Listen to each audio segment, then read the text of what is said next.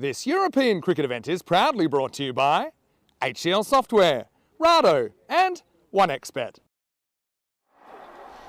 And it's good evening to cricket fans around the world joining us here in Belgium for the continuation of the night series. It is day number 7, evening number 7, and it is Sunday.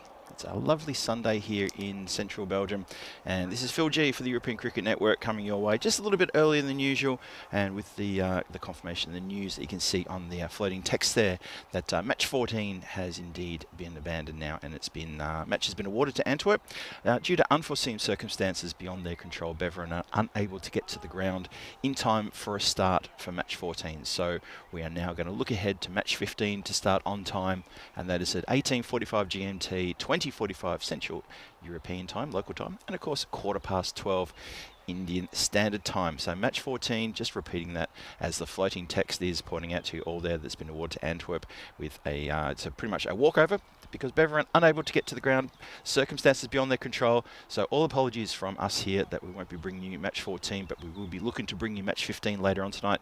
So in the meantime, what we're going to do is we're going to go to a classic match, and a bit of a good classic match coming your way now.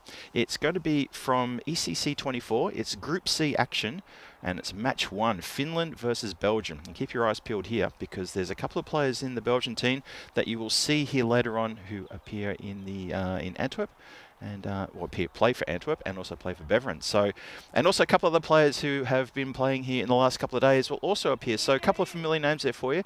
Hope you enjoyed that. It's from the 9th of October last year. As I said, ECC 24 action, Group C, match 1. Let's roll the tape and let's have a look at that game, and that'll keep you going until we're ready to kick off with match 15. Phil G for the European Cricket Network saying enjoy, and I'll see you later on this evening. Cheerio.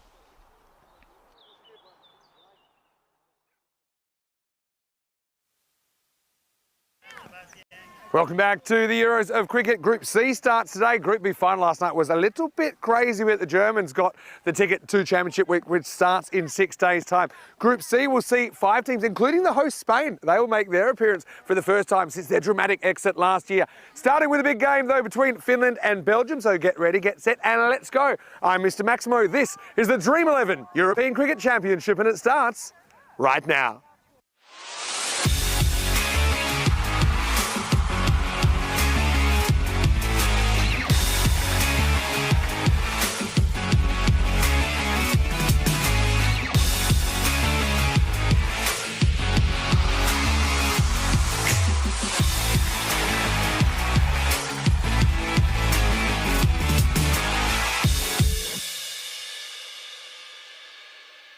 The European Cricket Championship is proudly brought to you by Dream 11, HCL Software, Paramatch, the Hunter Andaluthia, and Victorinox.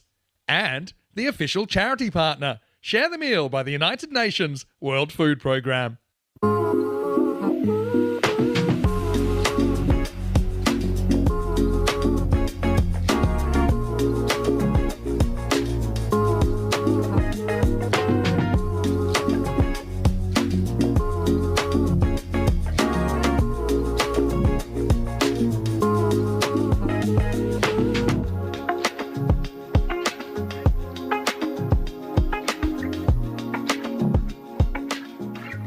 Vinny Sandu here, Mr. Maximo, and thanks for watching the European Cricket Network. Now we'd like a minute of your time to give you some more information about our official charity partner.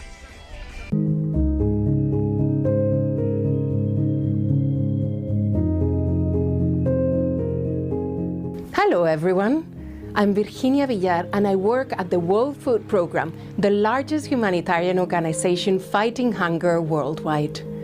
Today, I want to thank the European Cricket Network for their wonderful support. With global hunger on the rise and humanitarian crisis flaring up in Gaza, Sudan, Ukraine and elsewhere, the work of the World Food Programme and your support is more critical than ever. Cricket is an amazing sport. It unites millions across the globe.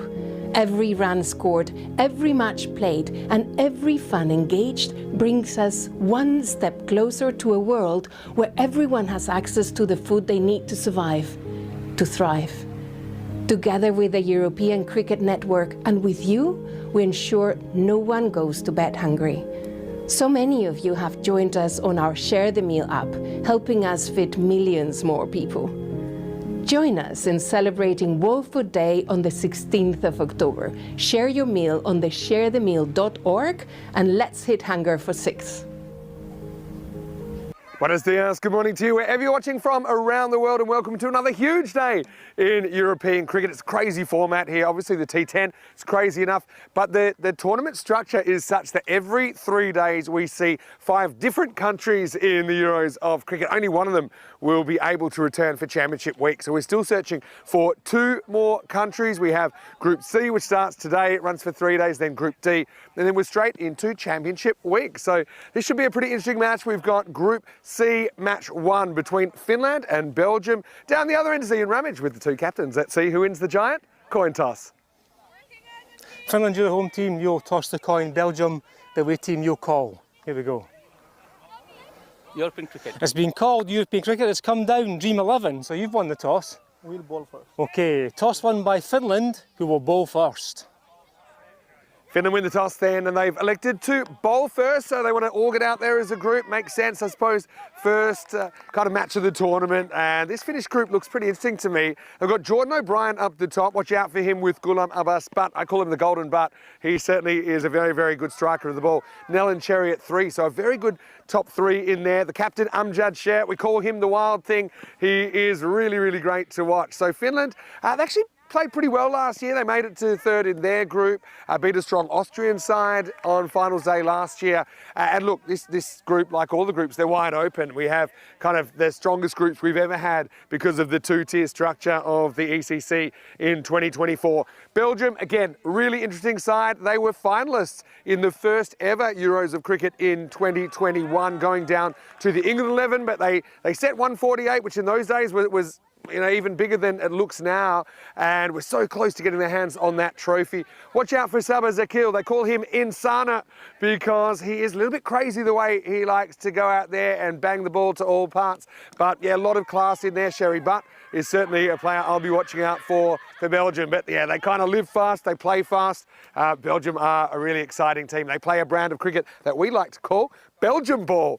Well, I can tell you weather-wise, it's looking pretty nice today. About 25 is expected, and currently it's about 22. So you wouldn't really hope for better conditions for cricket. We have changed ends that can kind of affect things as far as which way the wind is going. Normally, this is the end you're hitting with the wind, although no real wind to speak of at the moment, so it's not really a factor. Well, we have a new factor in the commentary box today because Rico will be in a little bit later, and with Corey on Spanish coaching duty, it is Andrew Ryan who's in the commentary box for the first time. Rhino, great to have you here at the Euros of cricket once again. Match 1 on the way, Finland winning the toss, electing to bowl. I'll be up there in a second. Let's get ready for the start of Group C. Mr. Baxmo, thank you very much for that warm welcome. Very pleased to be back here with all of our European cricket fans at the Gadamer Oval for this important first game. New group here on show today, and game 1, as Vinny has mentioned, we have the Finns up against Belgium. 2 teams who've got plenty of players who are very familiar with these surroundings here at Gadamer Oval. Those of you who were here with us for the European Cricket League earlier in the year will recognise quite a few names from the Finland lineup. A lot of the players from the Empire Cricket Club, who've been the most successful group within Finland for the last couple of seasons, donning the national team colours here today, but they have a hefty task in front of them. Belgium, a team that is very much suited to this T10 format, and plenty of players who know their way around this field. Quick look at the fantasy dashboard. Vinny mentioned him, Sherry Butt, one of the most dynamic hitters in Europe. Looking forward to seeing what he can do today. Jordan O'Brien, a lot will be asked of him within the Finland lineup, and Nicholas Salonen, he's a bit of a wild card, good strong hitter, pretty quick with the ball as well. He can get some breakthroughs for the Finns then. They'll be looking to keep these sort of targets within range. If they can keep this Belgium group to maybe 120, 125, I feel like they're pretty confident of chasing this down. But a good balanced side from both teams. And they've got some lovely conditions here in Finland, in Gadamer Oval to play today. And a man who knows the conditions pretty well because he was standing outside in the middle just a few moments ago. we have Mr. Vinny Sandu. Great to have you sprinting back up to the commentary Yeah, box. look, I didn't want to miss the start because we've been waiting for Group C for a while. Obviously, every group's got its own kind of unique characteristics, but obviously this is the only group that has the hosts in it, Spain, and they've also got Belgium there. Actually, Spain and Belgium played the first ever ECC match. Vinny Sandu here, Mr. Maximo up in the box. Andrew Ryan, just quickly, welcome. Great to have you with us. It's been a while, probably since the ECL earlier in the year, but I bet you can't wait to sink your teeth into this group. Absolutely. One that I'm very close to also, because we've got the Swiss boys coming out later today. They'll be here in Game 3.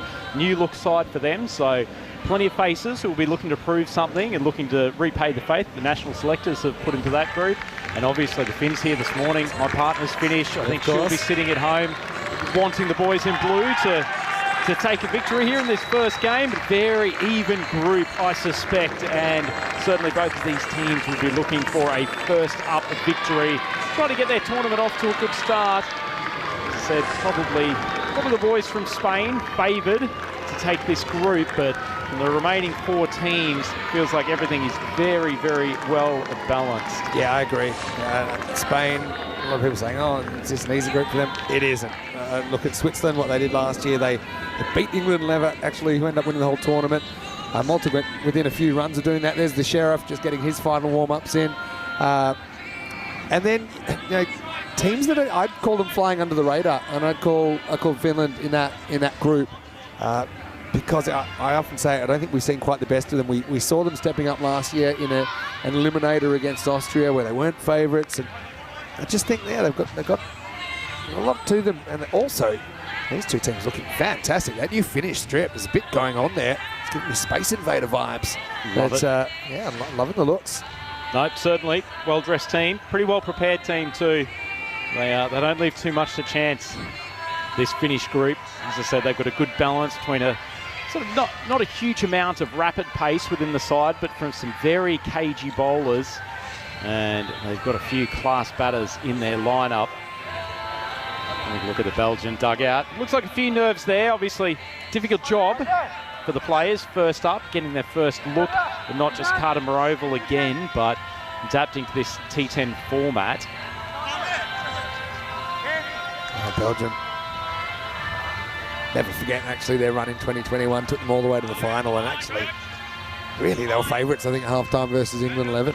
And, Dan Lincoln and Harrison Ward, big opening partnership that took that away. And Belgium probably have fallen away a little bit in the last couple of years as other teams have been on the rise, but they've still got a lot of talent in there. They've got a point to prove. Ali Raza is probably one player that I think could make a big difference as well. Look up the all-time stats in ECC cricket. He's right up there in the top handful. As we almost get ready for action, here we go. Raz Mohammed to get us going in Group C. And first one is wide. And Ryan, I will say something that we noticed, especially in Group B, is sometimes strategically putting left-handers in just to throw the bowlers off a little bit. We saw Jivan Butt from Germany getting pushed up to open yesterday. Germany, of course, did qualify from Group B. But interesting one. Munib, good young player, facing up Ali Raza at the non-striker's end. This one is straighter in the air. It's just outside the grasp of Jordan O'Brien, and that's going to be our first runs off the bats in Group C. Yeah, good shot. Not a bad ball, though, from Raz Mohammed. I like the option of starting the game with him. He's capable of swinging the ball both ways. Will give the batter a chance. Likes to pitch it up. He's got a pretty good Yorker, but an excellent start from Belgium. Yeah, Munib get better every year, but he likes to attack from the top, and this is a bit of a Gundy ball, really, but it'll just sneak away for a single. I want to say hello to everyone in the comment section. A lot of people saying hello to you, Rhino. Welcome back. Ian from the Premier League Cricket Club in the comment section. Just reminding everyone he's uploaded. I did a bit of an hour-long kind of podcast with him about every group and my thoughts, and not to give myself too much self-praise, but pretty much a lot of what I said has materialised so far. Maximo on the money to date. Raz. This is worked away again. It's just outside the wingspan of the fielder. That's Kuche there. That's going to be another boundary to Belgium. A little unlucky here, Raz. Hasn't been a bad over so far. The only ball that he hasn't been punished off was the full toss on the hip, but that shot not too far away from the square leg fielder, but only 2 outside the circle in these opening stages, running to the boundary. I know it's a bit early to talk about retro kits, but Belgium went with a bit more of a, I don't know what to call it, a bit of a licorice all sorts number during the year, but they've gone back to their, I'd called it their retro kind of 2021 vibes kit. Strong. Looking pretty good as well.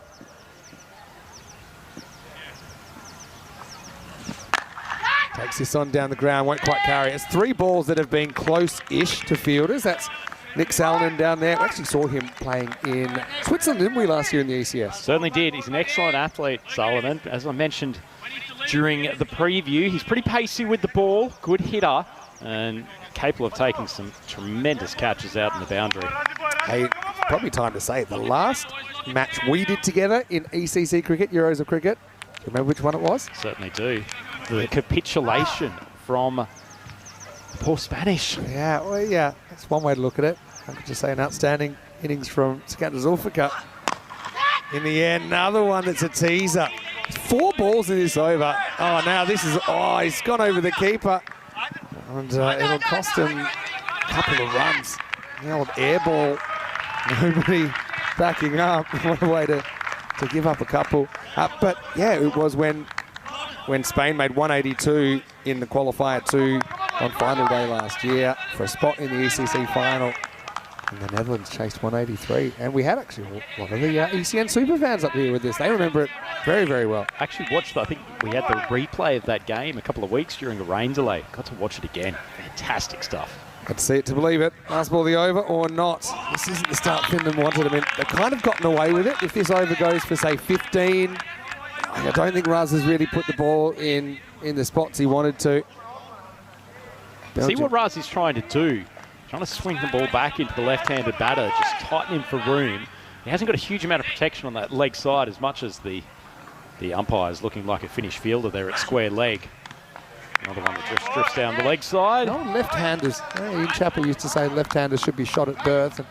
And as a right-arm seamer, how do you feel about that? Well, I think there's a lot of people that Ian Chappell suggested should have been shot at birth, not just left-handers. One of the most charismatic media personalities in the world of international cricket.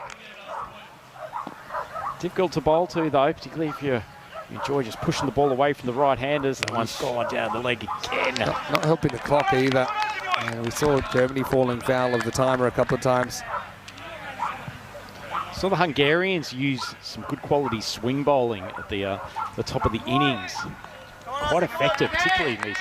You've got the batters going hard in these opening overs.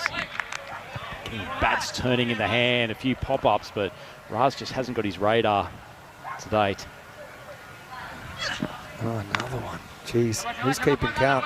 That is the 5th wide of the over, but it's the 4th in a row. I've got to say, Vinny, if you're struggling to control your in-swinger to the left-hander, I'm not sure coming around the wicket is the way to solve it. You can see with his run-up, he's starting to just drift towards the left-hand side, losing a bit of control with that front arm. Ball swinging violently down the leg side. Well, we might have a run out here. It could be, oh, it's not. Well, we'll say it was a bit of a spicy bounce throw back to Chanaka Jayasinghe, but really, Manib should have been gone. He got radio silence from Ali Raza. And what a strange first over. Belgium, 17 without loss. Indeed, no shortage of action. Not sure that Salonen came up with the right play there, Vinny, trying to throw the ball into the turf. It was almost a bit of a safety first play, but too safe. Too safe. Couldn't. And there's a few kind of barriers around the turf, or kind of non-flat bits around that turf as well. Dusty the edge of the pitch, yeah, dusty spots. Let's have a look at last year's performance of these teams. And as far as runs scored, see Belgium and Spain right up the top in their performance. Switzerland, I'm actually surprised it's only 128. Malta and Finland. So Finland, if you look at their numbers last year, they scored the least runs and conceded the most, so that's concerning for them. Wickets taken, though, Belgium couldn't get too many breakthroughs. Switzerland were the most effective team at picking up opposition wickets. But if you go on last year's numbers, Switzerland and Spain are kind of the favourites. Some judge share the wild thing. He's going to start with a wide. But yeah, I think Belgium, it's an interesting stage for them. They've got a player group that have been playing together for a while. They had that crazy success in 2021 in this format. During the year, we've seen a little bit in T20 cricket as well. We saw them have the first ever super over, actually, on the network. That was against France, in France. That's a wild swing there from Ali Raza. But yeah, anyway, I think this is going to be a very competitive group. And also, yeah, Belgium played Spain in the first ever ECC match. That was back in 2021. And I guess we'll get to see the rematch. Feels so long ago. Yeah. It's quite a history that's developed in this tournament over the last few years. We'll play in match 9 here in Group C. Pitched up and smashed. That's exactly what Ali Raza was looking for. More of a straight bat shot. Maybe scared him straight. 6 runs. Lovely shot. Very clean swing of the bat. Look at that, sitting fairly deep in his crease, but he's actually thrust the body weight forward, got good momentum, and a great strike straight down the ground. Pressure back on Sher. He's one of the Empire players that I mentioned before the game started. Useful opening bowler for them. Once again, a bit like Raz Muhammad, likes to swing the ball away from the right-handers, but cannot put the ball in the slot like that. Yeah, that was asking for it. Deep blue sea vibes off the Finland shirt. I like it.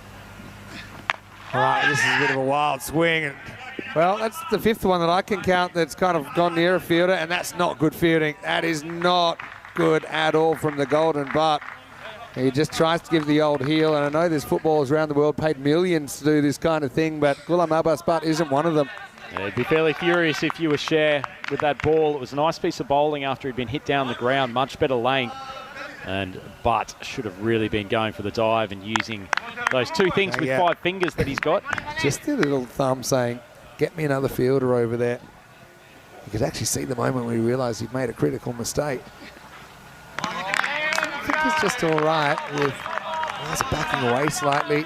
But no one's really owned this start. It's a kind of strange vibe, maybe a few nerves around. Obviously, you wait a long time to get out here in the Heroes of Cricket. If you look at both batters, Vinny, 6 and 15 off the bat so far. Belgium 28 for none, so a cacophony of extras so far for Finland. Totally looking a lot better. Great shot. Yeah, well, 6 wides and a leg by, but that is one of them. And the security guards for the kids are going to come into play there. Bounced on the road and over the top. Maximal. Intriguing shot from Raza, wasn't it, Vinny? He's almost looked like he's originally tried to duck it and then thought, actually, no, this is in my hitting zone. Swung across the line, made good contact, and didn't the kiddies love it? Oh, yeah, I think they did. But we do have 2 or 3 people stationed to protect the kids from the Flying Grizzlies, but I sometimes worry about their qualifications. You know, the ball retriever catching has left a lot to be desired. Hasn't it? Hasn't it?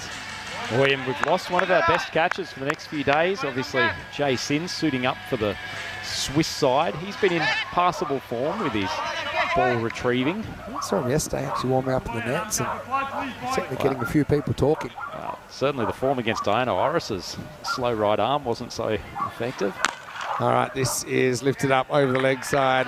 It kind of drags it a bit, but he'll get the result. Nobody back there. It's 4 runs for Raza, and Belgium after 2 overs, 38 without loss. A good shot from Raza. Not a shocking ball from Cher, just probably a touch short of a length. And at his pace, though, Raza's able to pick it up quickly.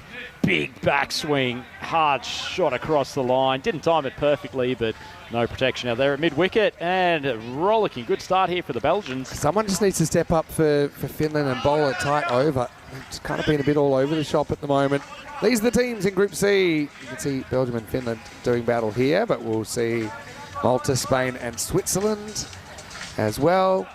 Very competitive group. Bit of a red flavour in this group. Only Finland in the blue, and all the others, Belgium as well as Malta, Spain and Switzerland are, red on the shirt kind of teams. Very appropriate. You're actually dressed very appropriately for this group today. The scarlet red jacket, the sea blue shirt. Yeah. Quite a picture. Not quite as fancy as the Finland shirts, but yeah, just my little homage to the new group, bringing us new group energy. Here's Nick Salonen. Side edge onto the pad. Finland, even for all their sins. That's the sort of line and length that the 2 opening bowlers were probably expected to bowl against Munib. Nice and full, just tailing back into his pads. Yeah, a little bit of swing there for Salonen as well. a little bit quicker than you think. He's got a fairly pedestrian approach to the crease, but quick arm. Thick edge, that's going to fly away. That's going to be another boundary. So Belgium, they've batted perfectly. They've kind of had the luck on their side as well. Remember, they probably should have been a run out. There wasn't. This one's going to fly away for more runs. Yeah, not a bad piece of bowling, though, from Salonen. A little bit wide of off stump. Left-hander trying to swing across the line. Not in control of the shot, but races away to this very quick outfield here at Gardema.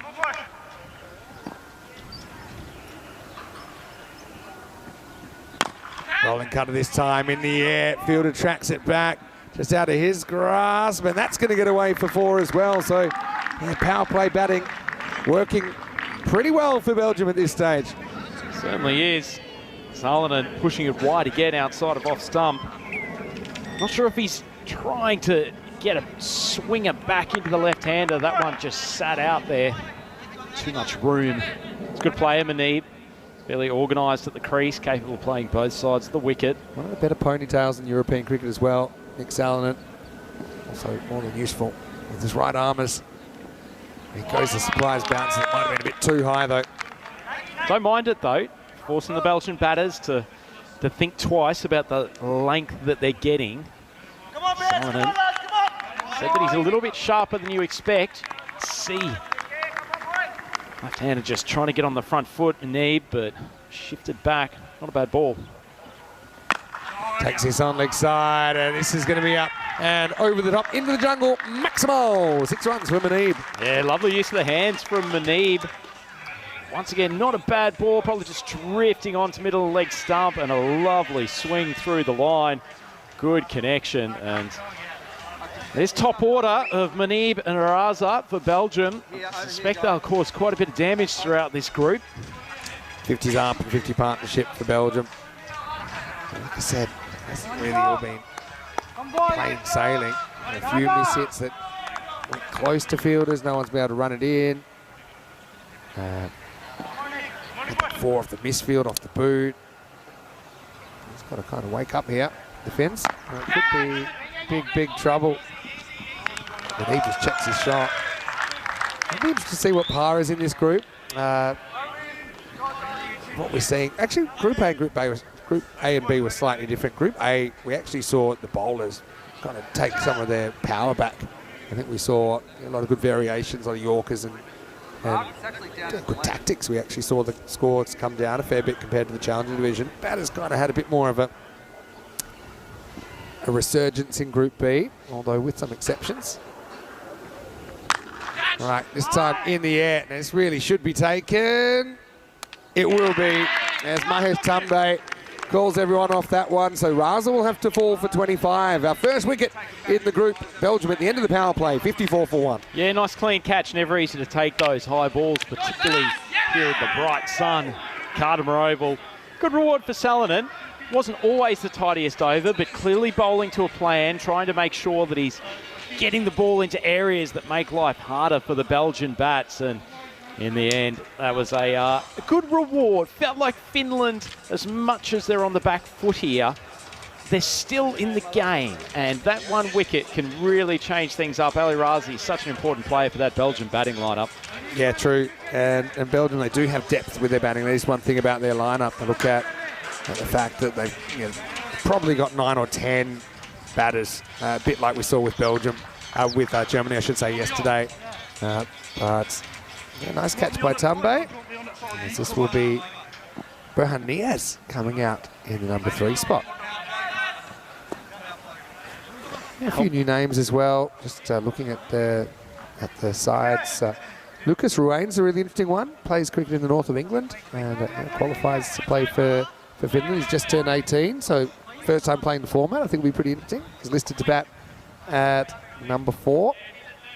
This will be Epelwak Kuche to bowl over number 4. Field can go back now, so you can have up to 5 outfielders. And Finland just needed something to roll their way. Now they've got it. Let's see if they can turn it into something more. It certainly did. Felt like a few 50-50 chances, not even chances, but balls just flying wide of the fielders. Things could have been very different in that power play, but I think they'll also be disappointed. Bowling was a little bit wayward, but a change of pace here, which I think is a good move, particularly with a new batter coming out. Niaz joining Manib at the crease. Neve's hit a couple of good shots, but hasn't always looked in complete control. Kuche, change of pace coming up. Munib on strike, the lefty. Change of pace works first up. Nice piece of bowling. Good length. Munib just trying to get on the back foot. Cut that between. Reasonable gap there between backward point and the fielder at short. Third man on the circle. We've got Joe Singer behind the stumps. No Jonathan Skamans in the side for Finland this year. Oh, this is intended sweep going up and over the top. Maximal flew over Rain there. He was looking for it. He'll find it in the jungle. Yeah, good lesson for young cricketers here. It's only a 50-metre boundary out there square. And Munib hasn't tried to overhit the ball, drifted onto his pads, just used his wrists, carried the boundary by about 5 metres. Intelligent batting from a young player. Yeah, Kuche's an interesting bowler as well. That was the one that kind of came out the back of the hand. He's like flying over the fence, just kind of playing that one on length. Probably just sitting up a little bit too much, particularly early in your spell for spinner. Just want to push the ball through a little bit more if you can force, particularly players who prefer hitting off the front foot. If you can just push them back a touch, get yourself a few singles, get into the over. Pressure right back on Kushi now.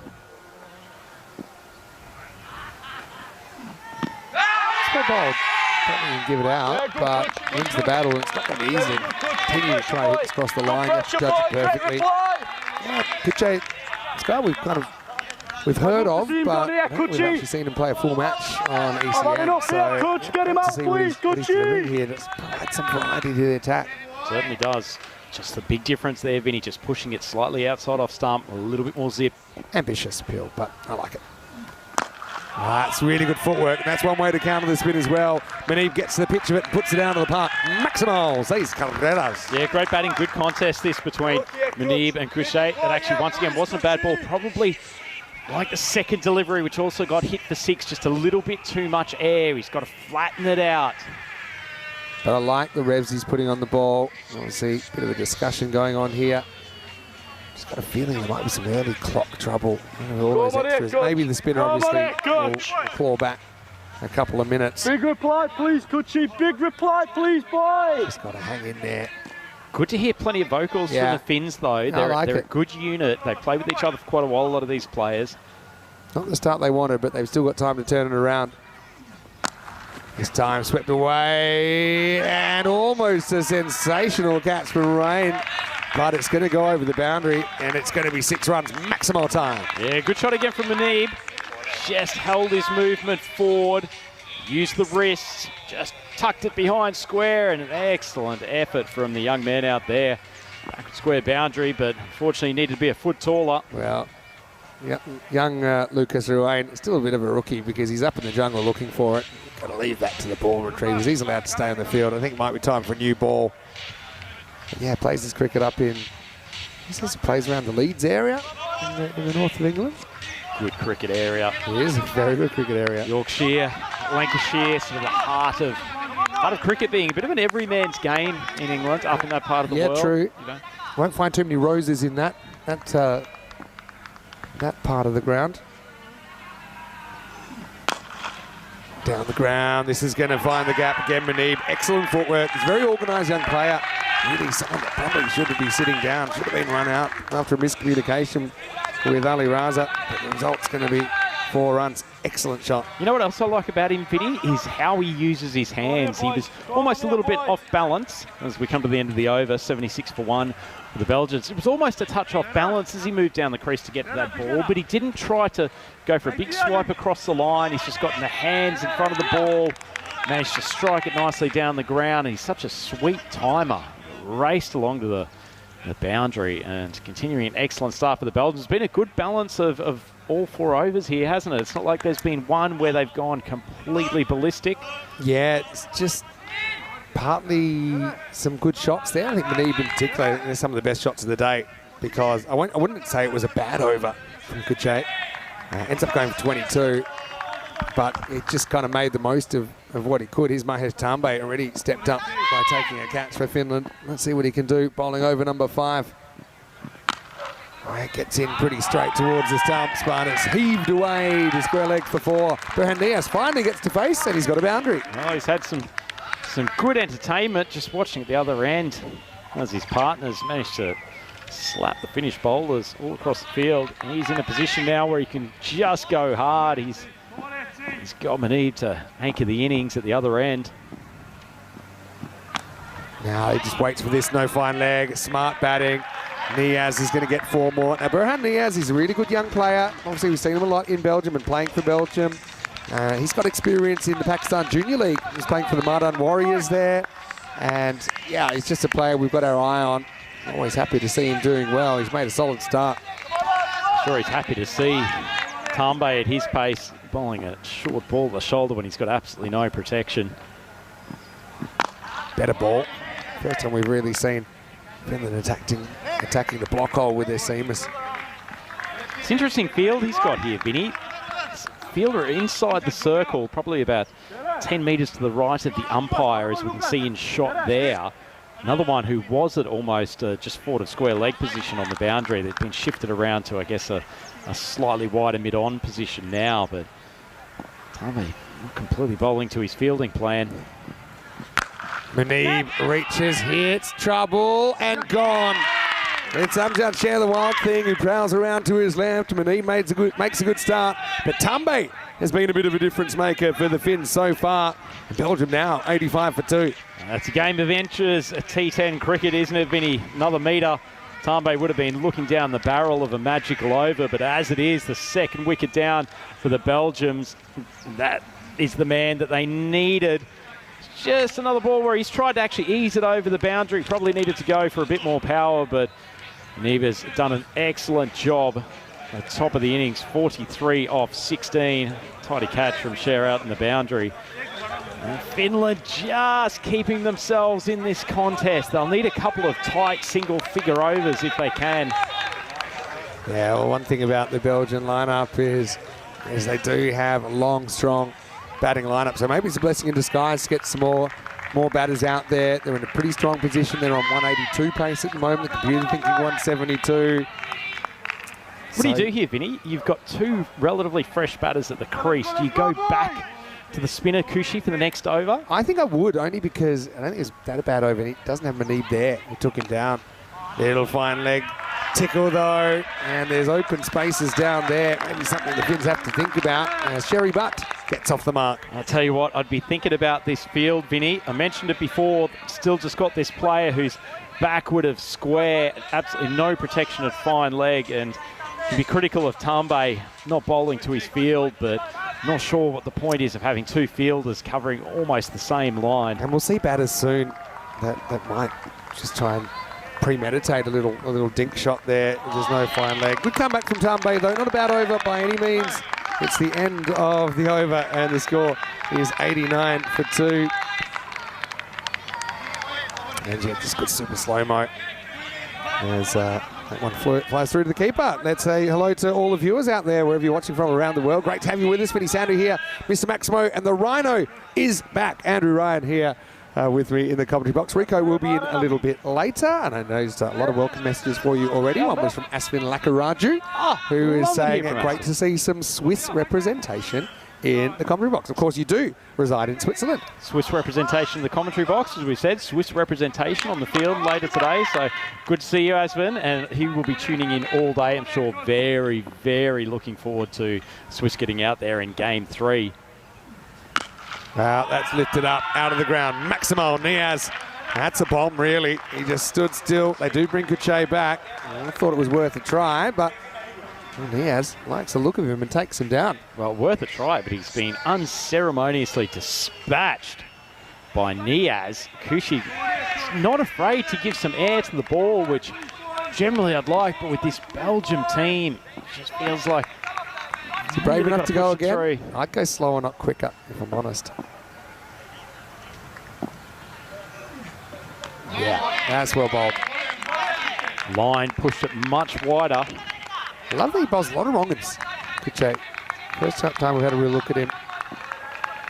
You can see the Belgium tendency. They like to hit to the leg side. He has just tried to drag that from metre wide of off stump. Another one that's going to be dragged down for one. Much better line in this over from him, Vinny. 2 balls really wide of off stump. Both of them, they've tried to drag. Just have a look at how it comes out of the back of his hand here, and that's why it actually spins left to right. You see that? A little bit left to right, more over the top, a lot of overspin as well. That's his stock ball. Anyway, this is very, very high, and it's going to get the journey maximal for Sherry, but the 100's come up in the over as well. Kuche has come back, the right-hander's on strike, but he's going the journey. Yeah, welcome to T10 cricket. Boucher hasn't bowled a bad spell here. He's gone for 35 off 10 deliveries. I feel like I wouldn't say he beat him in flight on that occasion, but certainly not a full-blooded shot, but carries the boundary easily. This is a bit of a mangled sweep attempt. Now come through for one. Was there any bat in it? There is a little bit of glove, I think, so it'll be given a run. So Kuche, if you can win the battle with 40, then you'll take it. And we'll see worse figures. I can tell you that right now. He's won a few moral battles today. Unfortunately, they don't show up in the scorebook. Yeah, no court will enforce them. Right, pitches up though, and well, Burhan, he's got his measure. Maybe he's got a little bit of a surprise factor that he bowls kind of pretty much primarily wrong-uns. But once you know it, if there's nothing else, the right-handers liked him. As that over will end up going magical as well. 20 off that. And Belgium after 6 overs, 109 for 2. Boy, that's a good strike, Vinny. The sonic acceleration off his willow. Had to drag it from a long way outside off stump. Probably the difference there, he's gone straighter rather than trying to drag it to mid-wicket. Quick look at the daily run rate. What do you take from this? Oh, I take that yesterday was a bit of a crazy day. We had an equal highest scoring game ever, 403 runs in qualifier 1. That's why yesterday 16.3. But yeah, 15, 14, 15. Maybe I'm leaning more towards 15 and over being par in this group, maybe even higher. But it depends. For me, a lot of it's up to the bowlers. If they get it right, they've got a chance. If they don't, good luck. Tambe back. Now it goes 2 full first up. I was about to say Tambe should be looking for the Yorker. I suspect that he has for that delivery. It's just released a little bit too high and has been called no ball. Yeah, remember, even though he's on the walk here, it's about waist high, and Charles Croucher says, no, can't be bowled nose. So free hit coming up. Burhan Niaz will try and cash it in.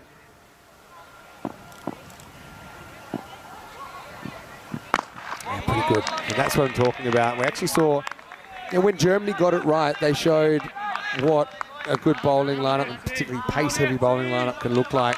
Just, I suppose they had the benefit of having a lot of natural pace. Had like 6-prong pace attack. I don't even know how you get 6 prongs on a fork. But hitting their Yorkers, the short ball is a good surprise tactic.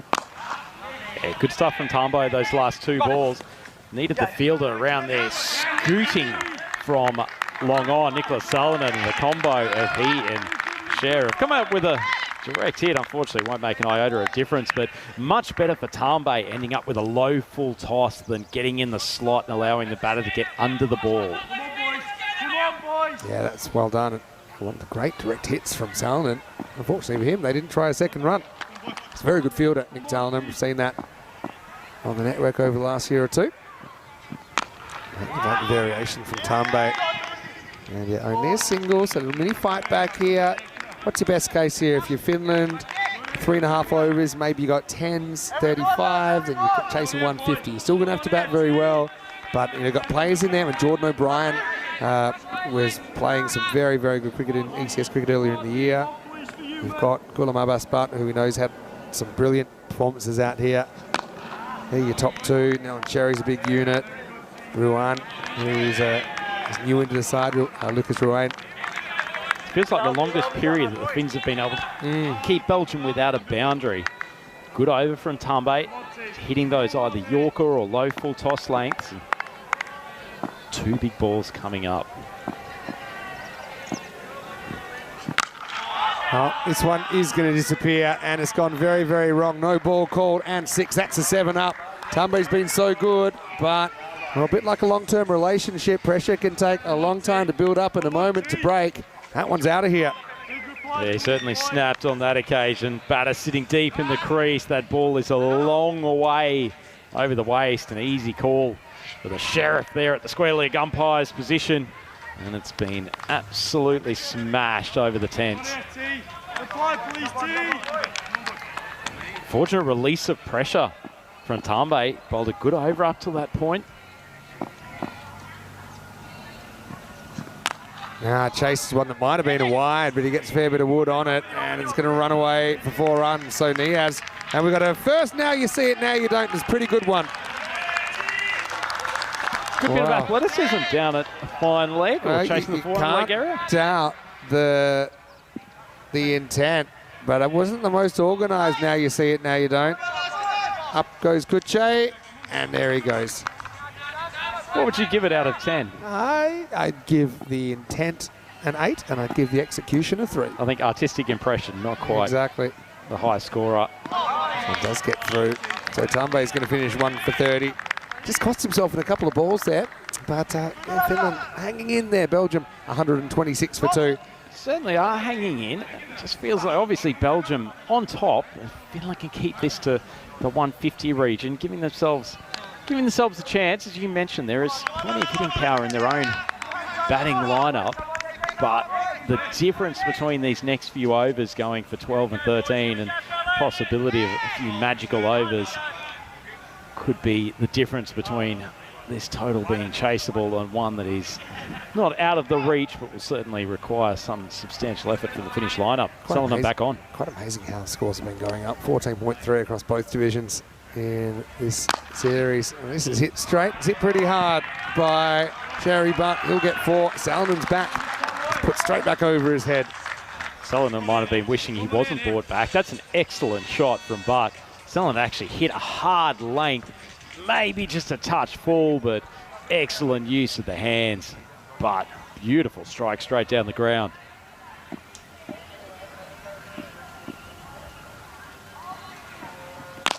This is hit up, and with a bit more elevation, this is going to carry comfortably. Maximal. Cherry Butt is a very, very good performer in any format. He's uncomplicated, and he just swatted that one out of the ground effortlessly. Dreams have been dashed of keeping this to 150, 160, I think, Vinny.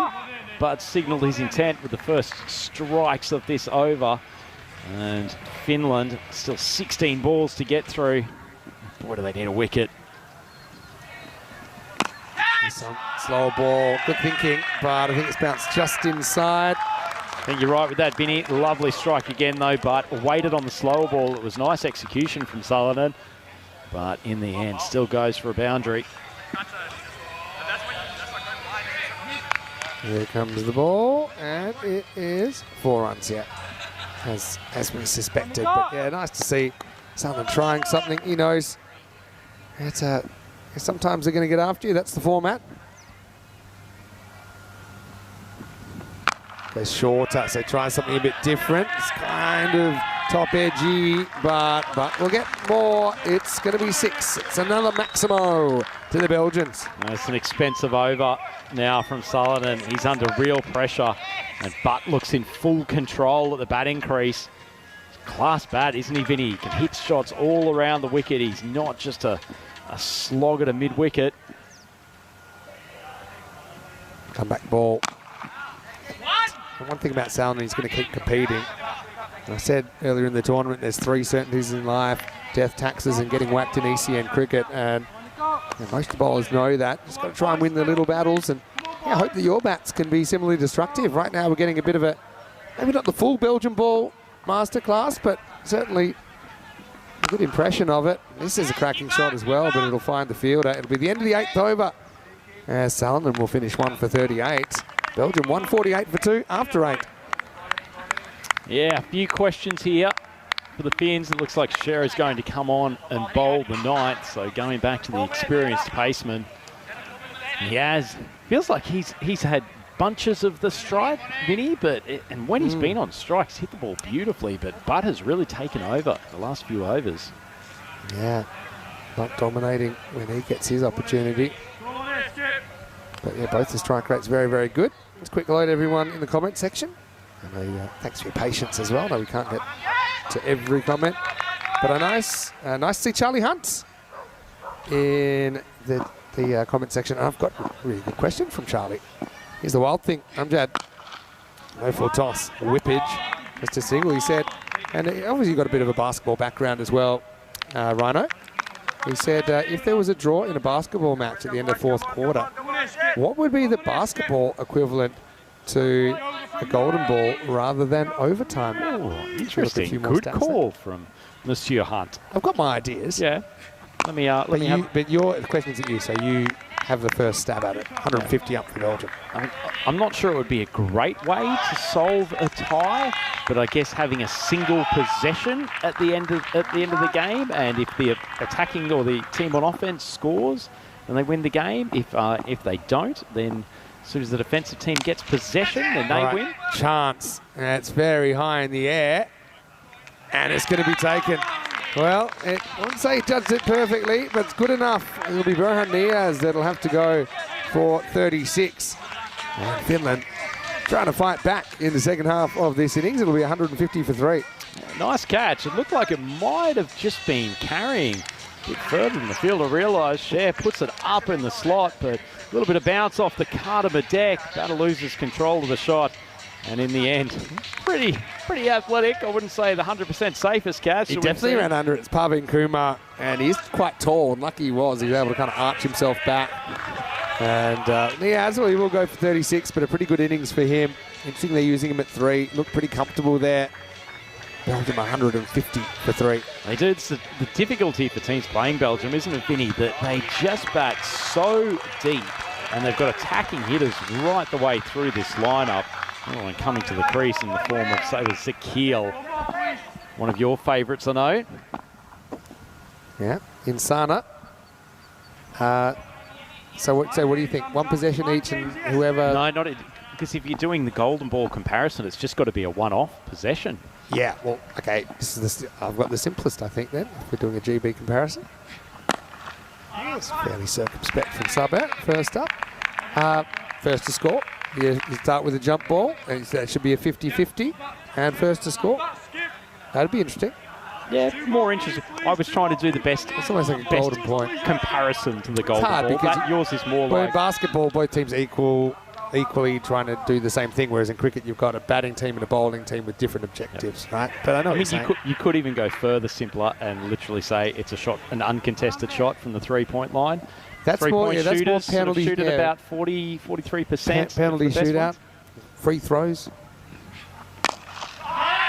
Hit up and out of here. Butt takes over, and he's going to keep the scoring coming. Maximo. Another one leaves the ground. Straight down the ground. Beautiful shot. A little bit slottish from Cher, but a lovely strike. So yeah, I think actually the simplest is probably the answer. Anyway, this is picked away, and that's going to be 6 more. Sherry Butt to 48, Belgium up in the 160s, and over remains 163 for 3. Oh, some clean striking. It was a pretty good over from Cher. Unfortunately, those last 2 balls have gone the distance, and Belgium certainly in the ascendancy. Finished bowling attack. No one's really been able to sort of come up with a single-digit over when they've needed to put the brakes on. Tambe had his moments.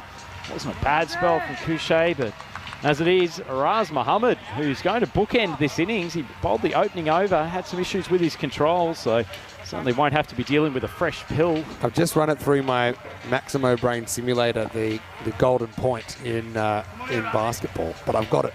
I think I've got it. With the golden ball, how many do you need? You need 2. I'd make it first to 2 points. So if you got fouled and you had 1 free throw, the game's still alive, first to 2 points. There it is. FIBA, you're welcome. Send me 1% of all revenues generated by the... Yeah.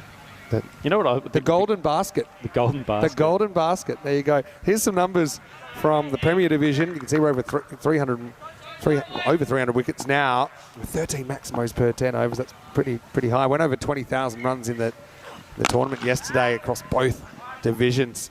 Okay, Zakil, interesting. I mean, Last couple of trips to the Cardamom Oval haven't been too good for Saber. You know, he's probably, maybe he's thought he's been a bit too crazy, and he just needs to kind of get back into his thing. Can he play though? Bring Butt back onto strike for the last 5 balls. Yeah, it's what I mean. It just shows he's thinking. Shows he's thinking. Here's Sherry on 48. And this is pretty well bowled by Raz Mohammed. Bowled the first, he's bowling the last. Tell you what, doesn't that make your heart skip a beat with excitement as a bowler? You're bowling the 10th against a man who's 48 off 15 at the time, and you managed to cramp him up, just get a ball punched back to you. Charlie has said, surely you get the mascots to do a free throw each. Oh, actually, that is pretty good. Or the coaches. I like it. Coaches always telling other people what to do. Don't think so.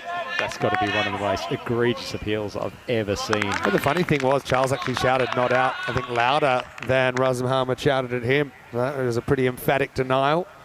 I think the sheriff was disgusted that he was even asked the question. Nonetheless, good first 3 balls of this over from Raz. Little total, or not little total, 70. Imagine, we saw some crazy scores. We saw some Finnish representation in the Estonian ECS during the year. It's really high scoring. Never know. Well, that's going to be a little bit of an under edge. No fine leg. It is going to pull up by itself. They might get a 3 here. A genuine 3. You don't see that very often. It's great running.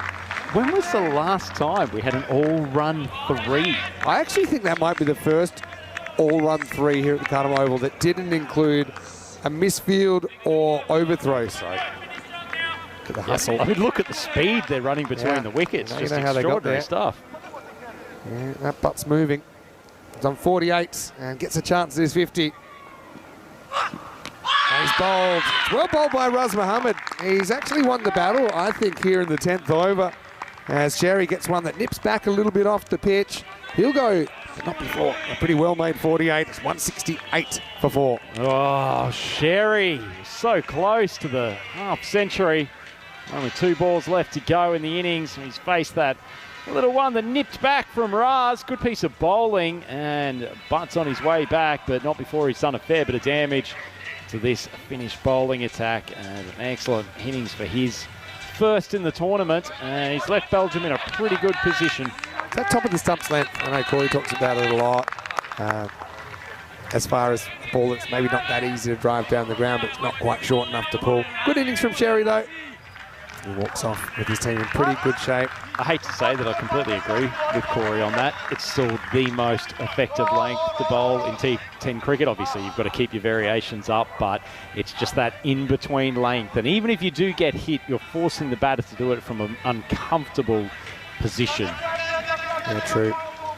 Sheikh, the captain, will get one opportunity. No matter what happens here, 168 for 4 for this final ball. So Belgium's got a good total on the board, but Raz has done his level best to keep Finland in this game. Raz has bowled well. Any score will make it a 170s chase. Here we go. It's going to be a leading edge. It's going to fly, and I think it might have gone all the way. Extraordinarily bad luck for Raz. Come up with another ball that's really beaten the batsman aside from that flying edge, but Belgium ending up with a pretty hefty total, 172 after the end of their 10 overs, Vinny, and wasn't always predictable, but the power of this Belgium batting lineup for all to see here in game 1.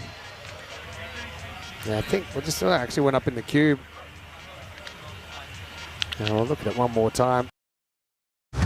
Ze zijn er in alle soorten en maten. Goedemorgen, zonneschijn. Voor echte truckers is elke kilo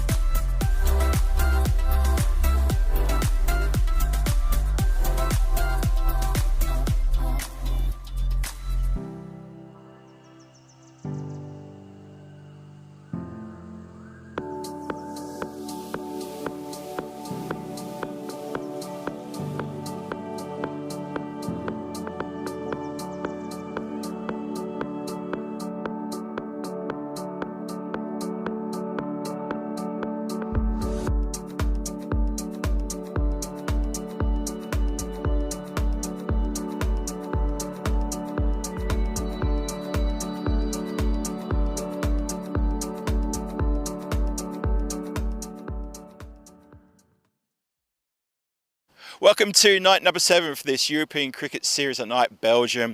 It is the Stars Arena, pew pew, because it is, of course, May the 4th. And I've got a bit of a friend here with me during the introduction to bring you into match 15. It's coming your way right now. I hope you're ready, and I'm ready as well. So let's get into it. Let's start.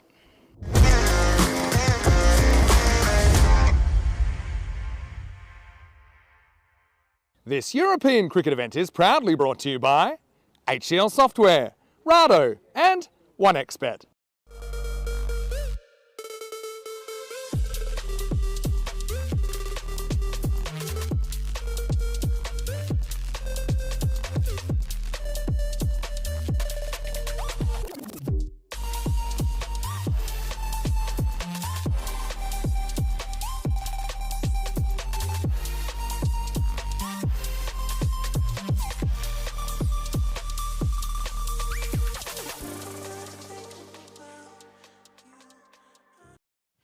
So welcome to the Stars Arena. Phil G here for the European Cricket Network, and we're going to take you through night number 7. Match 15 coming your way very shortly. We missed out on match 14. Don't worry about that. Match 15 is ready to go. Both teams are here, and they can't wait to get into this one. I'm here as well with my new little friend here because it, of course, is May the 4th. I hope you've had a good May the 4th to all my friends out there who support Latvian Independence Day, because that's what May the 4th is. And if you missed that, please don't ever miss that again. That is a big date in the calendar. Anyway, match 15 is about to start. Let's go to our tournament referee, Shub Anand. He's got the captains, and let's see what happens at the coin toss. Shub, take it away.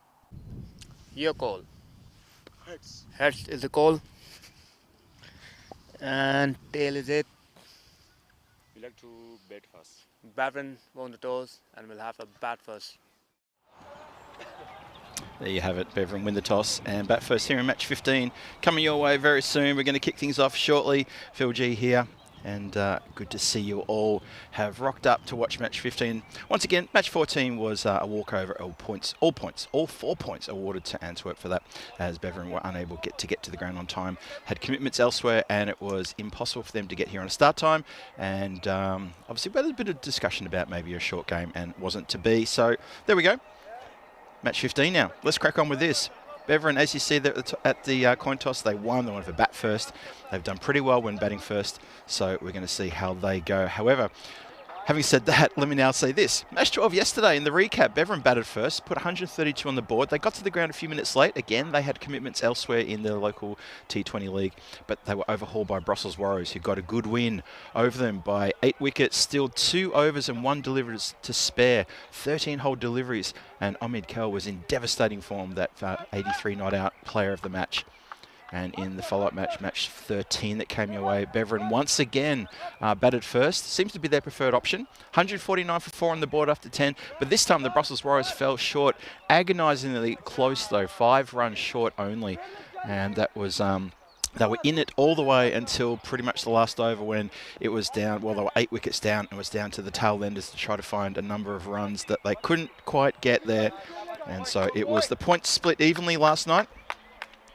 And have a look at the table there. So because of the 4 points awarded to Antwerp for the walkover of match 14, they go to 9 points and immediately jump off the bottom of the table and go straight up into 3rd place. That's not a bad result for them from that first match.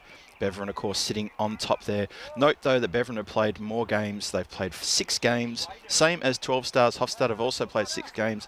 So the other teams in the standings, they've got a few more to play over the next few days to catch up. Let's have a look at the fantasy dashboard. A number of changes there, a number of players unavailable for both teams, both Antwerp and Beverin, sort of suffering a little bit there from selection issues. So a lot of people in for 5 changes for Antwerp, and 6 changes in total for Beverin. And that may shake things up a little bit. It could be an interesting contest just based on the fact that there's been so much shake-up. So we're going to see how that's going to pan out. Supercomputer likes Beverin, gives them 82% chance of getting a win here over Antwerp. And just a little geographic, little bit of trivia there for you. Beverin, if you didn't know, is actually situated very close to Antwerp. So these two teams know each other quite well. And I was been told on good authority that Antwerp have had the wood over Beverin recently in the domestic competition. I got that from someone from Antwerp, so whether that's true or not, I didn't do my homework. I didn't get a chance. I was only told that about 10 minutes ago, but I'm just passing that information on. But anyway, we'll see. It's all about this game now. Match 15 is about to start. We're moments away from the kickoff, and it looks like the umpires are just waiting for that clock to tick over to 20:45 local time exactly. I can see that Shirkan Shahzad has got the ball. He's got the new Grizzly in his hand. It's, as usual, Hasadullah Tarakel. He's going to face the first delivery. Malingzai is ready to go. He's at the non-striker's end. Umpire says, let's get going. Match 15. Here we go. Night 7 of the ECSN gets going. Struck on the pad first up. Big shout. And hello to everyone in the chat who's joining us tonight. Hope you had a lovely weekend wherever you are in the world. Maybe it's just ticked over towards Monday morning if you're in that part of the world, or maybe it's even just midday on Sunday. But welcome. It's wonderful to have your company watching on the YouTube channel there, ECS YouTube channel, or maybe from India via fan code. You're more than welcome. Lovely to have you here. Please feel free to say hello in the chat to everybody there. There's a bunch of guys with their names written in blue with a spanner. They're the mods. They'll look after you and you look after them. Everyone's going to have a terrific night tonight. Big T10 action here under lights. And we get a wide there. So hello to Kev. Tim Harmer, who's just joined us as well. Ian Smullen. Just mentioned about the pizza to you, Ian. Yes, we had to kill a bit of time, and Ian was asking if we had a bit of fun just sort of twiddling our thumbs. It was a bit like that to start with, and then someone had the idea that there's no one out in the middle, so let's get a couple of the Antwerp boys and let's have a bit of a bowl and a bat. Had a little bit of fun. Wasn't really a game, just a bit of a muck around. So that was really good. Johnny here, hello to you. Golan Mustafa, hello as well. Another leg side wide. Shahzad just needs to switch that radar off and back on again, I think. Bit of a reset. Chris Smith, hello to Chris Smith. Saki Ahmad's in the chat. There's a few people in the chat. Good to see. Sunday night action under lights coming to you from Belgium. Pretty good stuff. And hope you guys all enjoyed my little introduction there with my new best friend. I'm sure you all recognised it too. It's a bit of a familiar looking figurine from something very, very famous. Crunch. That one has been middled. There's quiet around the ground as everyone watches where that one lands. It's gone a long way back for a big Maximo from the swinging blade of Hasadullah Tarakel. Puts that one out of the ground and then some. Short, seen, crashed, out. Out of the ground, that is, not out. Oh, I had a Mickey Flanagan flashback there about out. Never mind. Rob Thompson joins as well. Lovely Monday morning there. Nice 1 degree. It's currently 11 degrees here. Clear skies. It's going to drop probably a couple more degrees before the night's out. And there's going to be a lot of cold people out there in short sleeves. Not the skipper. You just saw him in shot there having a chat to his bowler. That was Soclane Raja. He's got the sleeves on underneath his top. So he's done the right thing. Okay, Shahzad. Can he come back from that Maximo? Again, it strays onto the pads and it's worked away very nicely backward to square. And that's going to go for 4 all the way along the ground. Nice little touch that. Just let the pace do its thing. Also joined by Sim. Hello there, Sim, tuning in from Canberra. Yep, and that is not a good delivery to follow up after being hit from Maximo. Needs to sort of concentrate here a bit now. He's a hard customer to bowl to, is Tarakel. He's a big hitter. He's the left-handed big hitter opening batter for Beverin, and he's been very successful in that position. Yeah, and leg side wides are not going to cut the mustard, unfortunately. Gets away from the keeper as well. It's a bit hard work to do. With the temperature dropping as well, I'll be surprised if it gets a little bit slick around the ground over the next half an hour or so. The sun hasn't disappeared yet. I think sunset is just after 9 o'clock here. So we've probably got about, I'm not too sure, probably got about another 13, 14 minutes, and then it's going to be gone completely. And then obviously a bit of receding light. Oh, here come the geese. No, they've just made a bit of a left turn. They're going around the ground. I reckon they've learned. That's amazing. They've actually gone around the side of the ground and they're now flying over the dugouts. Those 2 geese. People think I'm crazy talking about 2 geese all the time, but there you go. They are here. Oh, that's a bit of a beamer. Just watching square leg umpire. Didn't feel it was over waist height, but it was full. And it came in. Just came into the pads. I'm not sure. Yep, that was. Oh, maybe just if we can roll that back a bit. I think it was okay. Umpire had a good look at that. Yeah, I think it's okay. And obviously I need to give a big shout out to our very, very good friends at Two Circles, who actually reminded me that today is Latvian Independence Day. Of course, May the 4th. It's popular for other reasons as well, we know that. And obviously my little friend who was with me during the introduction was the big clue, if you didn't remember that. Well, that is no moon, that is a space station. That is hit the roof of the old clubhouse, and it's gone over the back, and that is exactly where my Latvian friends, our production guys, Two Circles, are sitting. And let me just check with our director.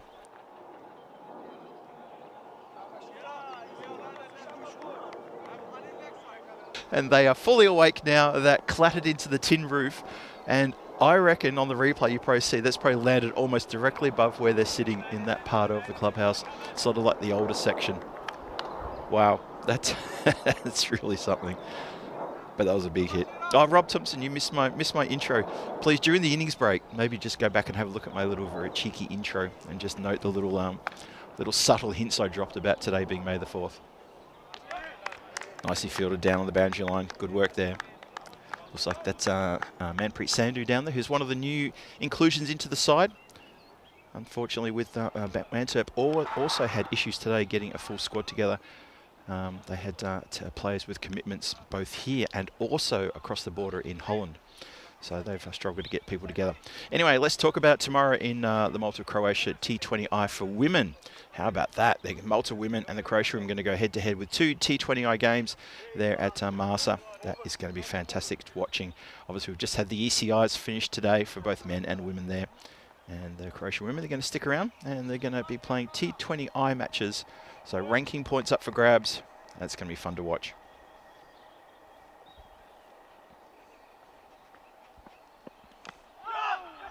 So it looks like it's going to be the skipper, Saklan Raja.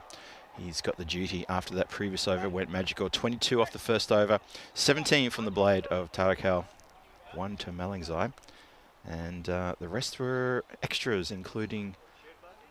Well, yeah, there was a four, what do you call it? 4 buys as well. Yeah, what do you call it, Corner Phil? 4 buys. I was just trying to remember if it was wides or buys. No, I was pretty sure it was buys.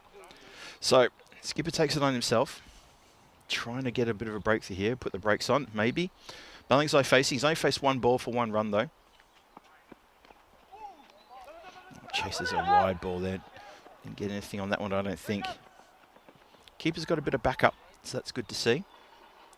It's Tasawa who is keeping at the back there. And Tasawa very nicely jumped in the chat last night and gave a bit of a shout. Oh no, it was on Friday night. He jumped in the chat and was giving a shout to everybody.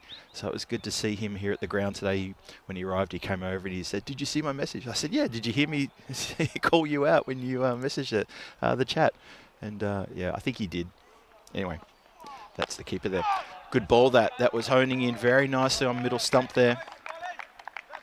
Bit of a smile on the face of Saklan Raja there. He knows he was very close to getting that through the gate. Very nice indeed. So, interesting match this one. Saklan walking back to his marker just gave me a little look at a smile and I waved at him with my fly swatter and then he just stopped smiling. Got him! Knocked back the stumps. That's a great delivery. A little bit of a jump there as well for the celebration. And that is a big wicket indeed. Asadilla Tarakal misses the one that straightens and cannons into leg stump. He's gone for 18. Big breakthrough, that one for Antwerp. Maybe waving the fly swatter did a bit of work there. Did the goods. Now, Asadilla Tarakal, as he's walking off, he is slightly hobbling here. I'm just noticing him in the walking off there. I'm not sure anything happened actually during the dismissal. But just to have a look at that, just a slight little niggle there. So he may want to just sit down and maybe get some ice on the hamstring. I'm not sure what it was, but something sort of went the wrong way there. Not sure when or how, but just noticed it when he was walking off. Maybe just during the practice shot, he might have stretched something. We'll keep an eye on that one. Anyway, big wicket, that one indeed. Saklan Raja with a big breakthrough. Fuji Desir asking, what is the Beverin average score? It's a good question. Well, they've played six games. No, they've played 5 games. Let me just think for a second what their average score will be. They've played 6 games. This is their 7th. They've had a couple of big scores. I would say the average for this tournament so far out of the 6 games is probably around about around about 140, I would say. I think about that. I don't have the exact number in front of me. I'll find it for you. But I'd say around about the 140 mark.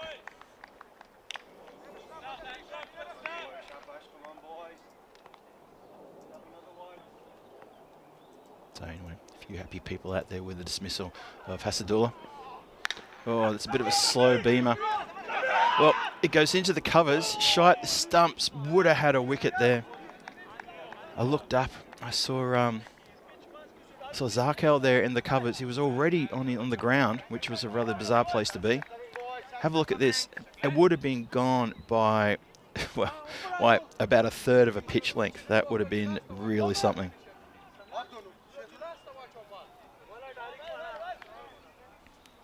Anyway, not to be. Desperate shot at the stumps there, doesn't happen. So the fielders that are out, Nadine Khan is in front of me here in the long off position. And the other fielder out, I'll get you in a second. And just as I've called his name, is under this one and takes a very good catch. Has to run in just inside the circle into almost a regulation mid-off position. If that's the second wicket of the over, that's another big breakthrough. The second opener is gone. Malingzai is gone for 1. And Antwerp really coming back hard here. That first over went for 22, but so far this over, it's been 2 wickets and 4 runs only. So Antwerp biting back hard, really hard here. And that's the end of the second as well. 26 for 2 after 2. They're very happy indeed. There's a huddle. All players got into the huddle after Nadine Khan took that took that catch. Sorry, it's getting really cold here. I'm having trouble with the mouth. I have to turn the mic off, give myself a bit of a slap upside of the cheek just to get everything working, get some warmth back into my face. I actually feel really quite cold today. It's really bizarre. It was a big drop in temperature overnight, and it's only about 11 or 10 degrees right now. Although Rob Thompson's probably just going, yeah, you think that's cold. Fair enough, Rob. Good to have you with us, by the way. Just a reminder about the standings. Beveren sitting on the top, 14 points with a pretty healthy net run rate as well. A couple of losses and 4 wins. Antwerp in 3rd place now with the match 14 being awarded to them. All 4 points, note, have been awarded to them. And that's what happens when you have a walkover. All 4 points will go to the other team that isn't walking over. The ones who turn up, I should say. So, just checking, seeing who's going to bowl. Oh. Jarbakel gets the ball. Now, Abdullah Jarbakel, he's into the side for the first time as well, so this will be interesting to see how he goes. I think he's the brother of Wahidullah Jarbakel, who's also out there. He's got the #1 jumper on, just trying to spy where he's fielding. I think it's him at square leg. And straight past him. It was him at square leg. Good call, Phil. See, you're getting good at this. But it has gone straight past him like an absolute rocket. There he is in the background. Yep, no one's stopping that one.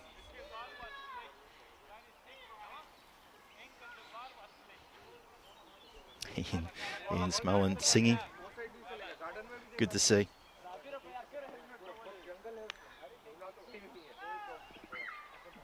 And Danish Zarkil is angry about something.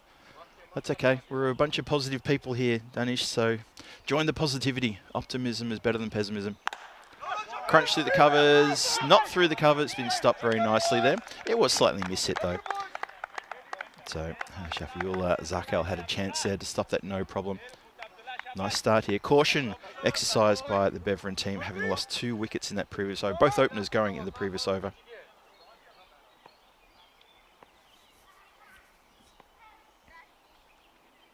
Here we go, continuing now. Hit hard, high, and that is going to clear the boundary line for a Maximo down the ground. Nice strike, that one from Rashid. No slouch for the bat is that young man, and Abdul Rashid helps himself to a good Maximo, good strike. Probably didn't get every bit of that, but he still got about 85% of it, and that was enough. Mr. Maziza asking why there was a walkover. I'll tell you in just a moment. And that's obviously you've missed that news.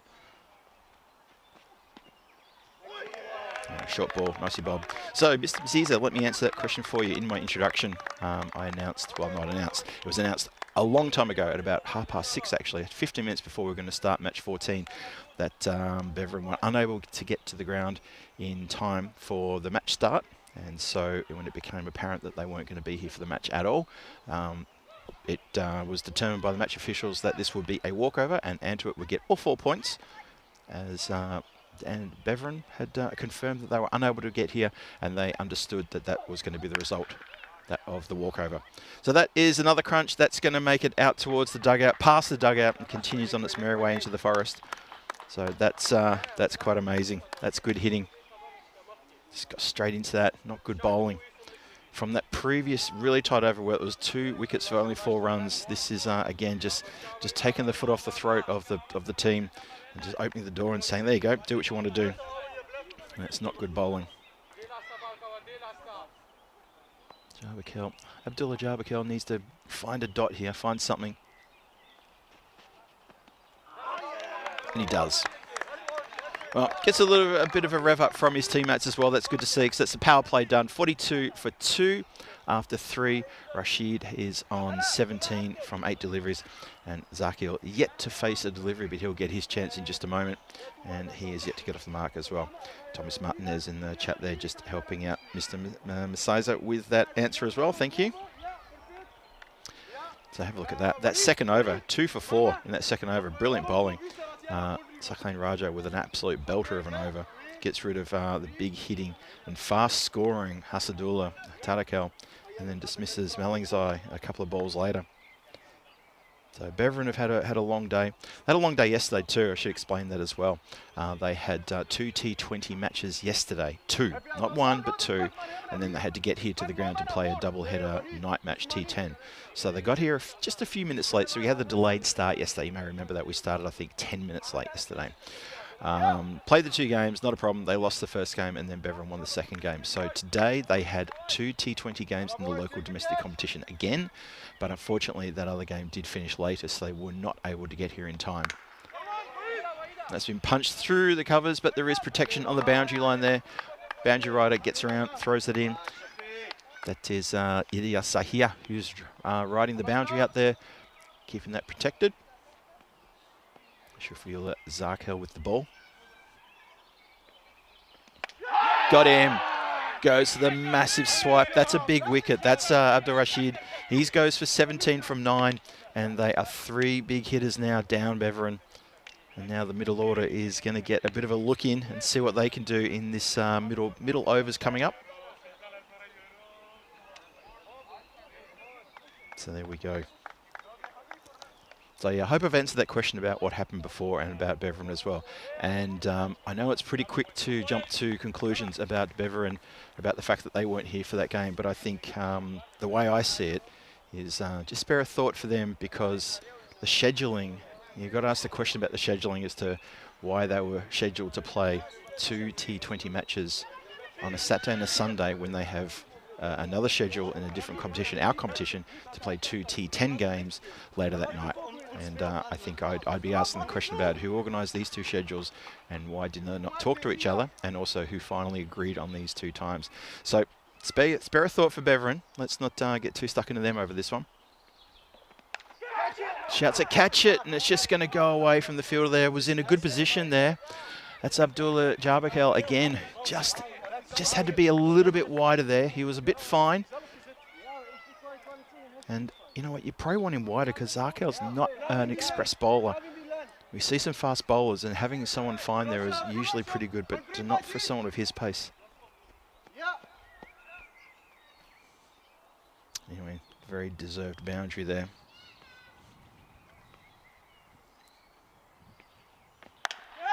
Oh, miss hit, and 1, 2, 3 bounces, and it goes to Sakhain Raja, who's patrolling the deep mid-wicket area there. Could have easily come undone with another catch there. Antwerp looking pretty good. They've had a couple of expensive overs, but they've had they've had 1 really good over, and this one's shaping up quite nicely as well. Well, having said that, that's just going to be put out of the ground. Now, you watch Zakil's little sort of push here, the way he plays this shot. This is really some really good power. Sabir Zakil, that side-on shot tells you a story about the power he's got in his upper body. It was little more than a push, really, and really no follow-through, not much backlift. Middled it, and it just went so far back. Lovely strike.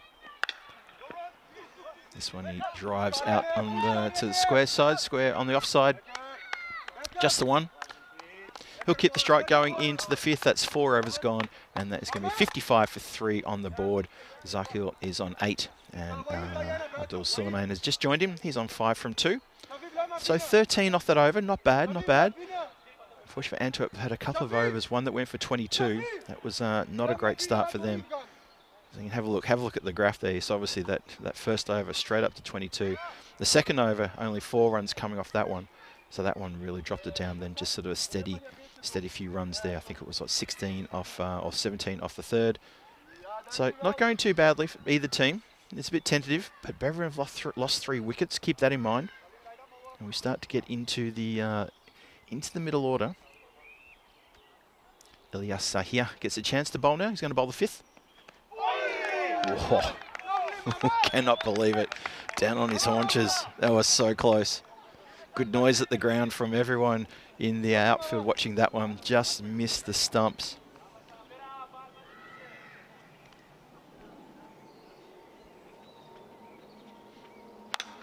Gets it on the full and punched down the ground. Oh, a bit of work to do for Rajah. He does well though. Doesn't field it cleanly, but he does very well. Stops there getting through. So a little smile on his face there, and he looked up at the camera and realised he's covered in dust, and he's there on the camera, and his family prays saying, "There he is. There's our Sakhalin rolling around on the ground as a big jet goes flying overhead, heading towards the airport." And this time he can't stop that one. That was hit a lot straighter and a little bit harder as well, so that's a nice strike. Abdul Suleiman finding the middle of the bat and going crunch right there. So anyway, I hope you're all doing well, everyone in the chat. Thanks for joining us tonight. Obviously we didn't have the early game to keep you entertained, but we've got this game up and running now. This is a tasty little match, this one. Just punched. That shot was literally punched. Now, I've said this before and I'll say it again. If they're gonna allow young children to be playing on the side of the field, on that side, then they need to be watching the ball, and that's an accident waiting to happen, and I'm not happy about that. And I need to have a word to some people because that's not right. Hello to John Gray, just joined us. Straight up in the air, catching opportunity here. Nadine Khan, it's up in the air forever. Takes the catch, no problem though. As easy as you like, comfortable as you like, no problem at all. He's probably going to walk back to his position here and just look at me and say, "What are you worried about? What's going on?" 66 for 4, and Abdul Suleiman, he's come undone. Goes straight up in the air. It was up in the air for a long time, and just for a moment there, I was watching Khan because he was walking away from me to take the catch. Just strolled into position, took it as clean as a whistle. There you go. So Abdul Suleiman, he's gone for not many. They would have liked a lot more runs out of him, Beveren, but they still got Zakil out there, Sabir Zakil, who is hitting the ball well. He's playing a good tournament so far. He's been amongst the runs. He got himself a really good 53 not out yesterday. It was a blinding 53 too. Got it in really quick time. So we know he's way more than capable. Oh yeah, just a reminder that it was John Gray's better half 50th birthday today. So we again wish her a very happy birthday. And as Ian says, I hope you absolutely waited on her hand and foot and you spoiled her rotten. We all hope you did. I'm sure you did. Hit straight, and that is going to be cut off this time. Sakhalin Raja gets down and takes care of that. Little fist bump from the batter there to the bowler, just to say nicely bowled that one. Good work all round. It's the end of the over then, so 5 overs gone.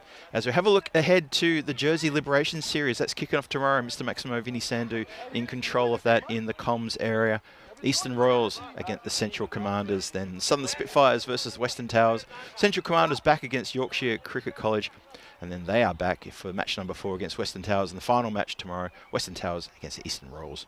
Big action coming your way, ECS Liberation Series.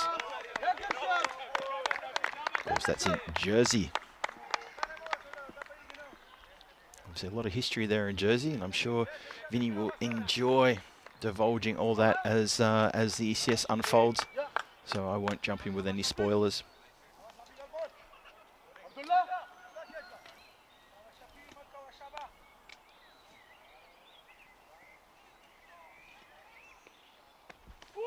Oh. A little quick one there. Pushed it through a little bit faster. Nicely done. Almost got him too. Have a look at this. Just good work from the keeper though. That's that ball can really bounce up off that surface, can't it? That's something I've heard from a couple of wicket keepers already about the keeping here.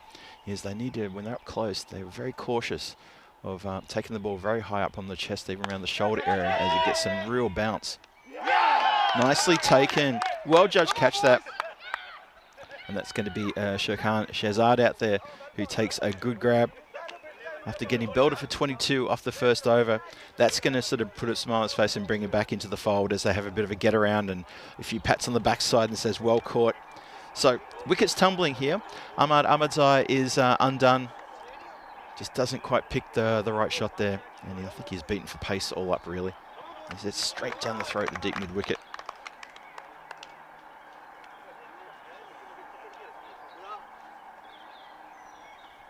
So, interesting part of the game this now. Beveren just stuttering here a little bit. The run rate, let's have a look at it. It's 12.2, so it's not too bad.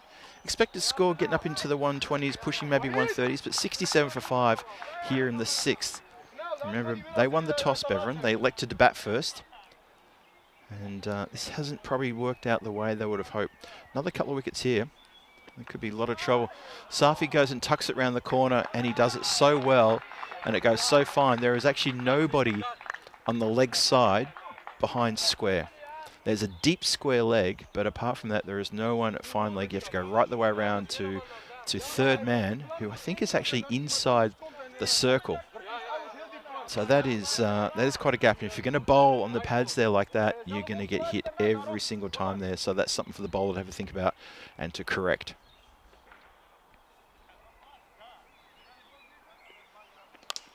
And it goes on the pads again. This time it's hit out square. And this time it goes for a Maximo all the way over towards the dugout area. So he's picked up on that one. Bowler needs to be careful here because he's going to keep bowling on the pads. He doesn't have a lot of protection deep on the leg side. As I said, backward square leg on the boundary, deep mid wicket, and of course the long on, and a regulation square leg. That's leg side, that's it. So probably don't want to be bowling on the pads too much. Overcompensates and pushes it way too wide. On the offside, obviously hearing my voice. Phil's coaching tips. Buy one, get one free. Up in the air. Who wants it? Catching opportunity. And fumbled. Oh, no, no, no. Tries to correct and pick it up and throw it straight away. Manpreet Sandhu, who's coming to the side today because a few men short. And this took forever to come down. And when it did, it was a bobble and quickly threw it away as though to say, no, not me, not me. You didn't see that. And that's the end of the 6. 80 for 5 after 6. And have a look at the scorecard for Beveren there. There's some good starts there. Scores into the teens, but no one kicking on yet. So it's there for Zakaria Safi or Saba Zakil to kick on, and I'm sure one of them will. 7 extras only, 7 wide so far. So still a fair bit of work to do here. Danish Zakil still putting up the angry emojis. I'm not sure what that's about, Danish. Just trying to enjoy the cricket. Try and crack a smile and enjoy the cricket, mate. It's all good. Wide ball there. Sakleen Raja just pushing it a little bit too wide, trying to draw the batter into a false shot.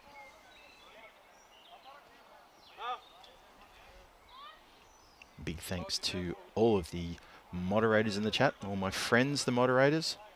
Doing a fantastic job as always. Ian, I just saw your message you posted just then about the not posting scores ahead of the stream. Thank you for that. Lovely work, guys. Back for a punch down the ground, just going to be a single there. Yeah, Zakil, he for me, he's probably the person who's going to take off. He's got a bit of sense of humour, he has. He didn't actually cross the crease until the last minute, and maybe even sort of tempting the fielders to maybe try and throw the stumps down. He's got a good sense of humour. He's a bit of a chatter. When he fields down near me, he always likes to turn around and have a bit of a yak with me while I'm trying to communicate with the feed with all you guys. But that's okay. I'll just go for one here. Nadim Khan doing the fielding. He's already taken 2 catches in this match already. 2 good outfield catches. A couple of skiers. Harder than they look. There's still some good light around, so the shots that go in the air are not coming out of darkness and suddenly into bright blinding light. So for the fielding team in this innings, this first innings, it's always a little bit easier. For the second innings, it's always a little bit harder when it comes out of the lights. Shouts a catch. Oh, it's tantalisingly close. That's ridiculously close.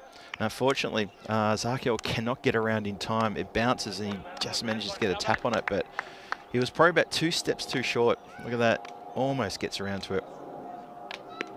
And Jarbakel cleans up. There's another jet flies overhead. You might hear that through the effects mic. Saklan Raja in again. It's a good shot. That is landed somewhere just behind me. I heard a thump somewhere behind, but it was quite a fair way behind. I was watching the body language of Nadim Khan, and he wasn't looking at me. He was looking way beyond commentary. It went directly over my head, but that went, I reckon, I think it might have even gone on the path. Yes, it has. It's actually gone on the footpath behind. And that footpath is probably about 30 metres, maybe 35 metres past the rope. So that is a long way from the centre of the ground. That's like a 90 metres from where the batter is. So Safi, he's raced up to 19 from 5. And Saklan Raja, those earlier good numbers that he had, getting a little bit spoiled here. He's got one more to come. Good follow-up delivery. Ends up with 2 for 13, does the skipper, and he's done a pretty good job for the Antwerp team. That is 7 overs gone, 89 on the board. 9 runs came from that over. Oh, I thought that was the end of the over. My apologies. I thought it was at 1.5 already. Now, I think the umpire is just going to get confirmation there because I was pretty sure that that is the end of the over. So I'm just going to double check that. That was a good shot nonetheless, though, for that Maximo. And if my maths is correct, that should be the last ball, unless there's a little sort of glitch in the matrix, which could happen as well. You know, that happens at times. So everyone in the chat, just a quick yell out to everyone in the chat again. I hope you've all had a really good weekend, no matter what you've been up to. Hope you've enjoyed. Okay, that's been corrected now, and it is indeed one more to come. Shouts a catch as that flies up in the air. Not sure anyone's going to get to that. Again, it's the year of living dangerously as it goes in the air forever, and it just bounces and someone gets it on the first bounce and flies it back in. But yeah, unfortunately, it doesn't go to hand for Antwerp, and for Beveren, luckily, it goes to ground. So tomorrow night, Monday action here under lights, although the first 2 matches will be not under lights. We've got 3 games tomorrow. Remember that we're going to have 4 days where you're going to get 3 games. We had one last week on Thursday. So then tomorrow, we've got Antwerp back to face Hasselt. And the poor old Hasselt have got the 3 matches in a row. Match 17 is 12 Stars versus Hasselt, and also same again for match 18. So in order to get 30 matches, 30 group games into 13 days, we have to have 4 days where there are 3 matches. So there's the second of those days happening tomorrow. So a bit of an earlier start here. Keep your eyes on that. Starting at 16:45 Central European time, local time, and that's 14:45 GMT. Please join us for that. Antwerp back in action against Hasselt. And Cherry Butt was at the ground before and had a bit of a chat with him about that. And he jokingly, when I asked him if he was going to play all matches, he sort of raised his eyebrows.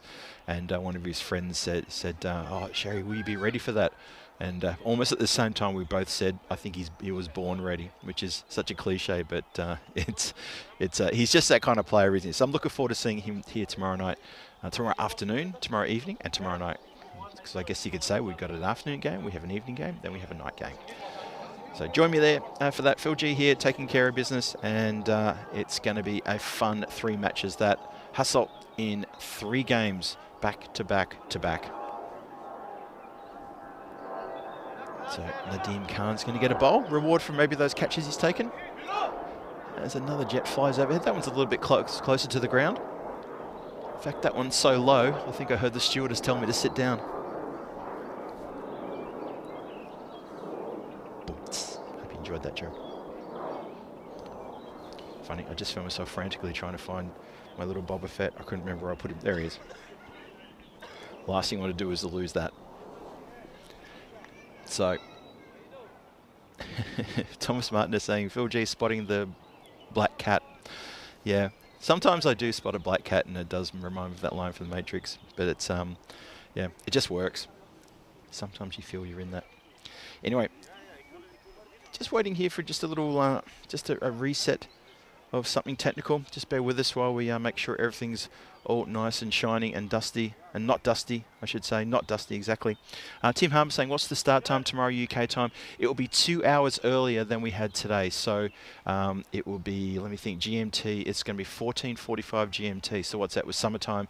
That'll be 3:45 in the afternoon UK time. And Fuji Desir is getting very close to being shown the door. That's going to be an interesting little moment, that. I think for the people who are in the chat there, just remember the moderators are the people who are looking after the chat and doing the right thing. And yeah, just look after them, they'll look after you.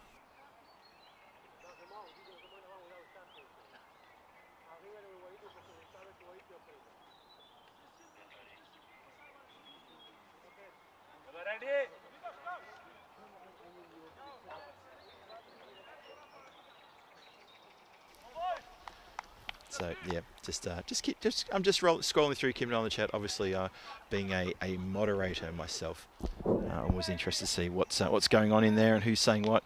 And I just pause for a second. Also, just trying to find out from someone what the hold up is. I couldn't get all the answers I want. Or I think someone's coming out to me with a cup of coffee too. I pre-ordered, did the right thing. And once again, I'm going to give a shout out to Ian Smolin. Thank you, Ian, for taking care of that. Yes, you concur. 15:45 for that start. We're good to go now. The Dean comes in.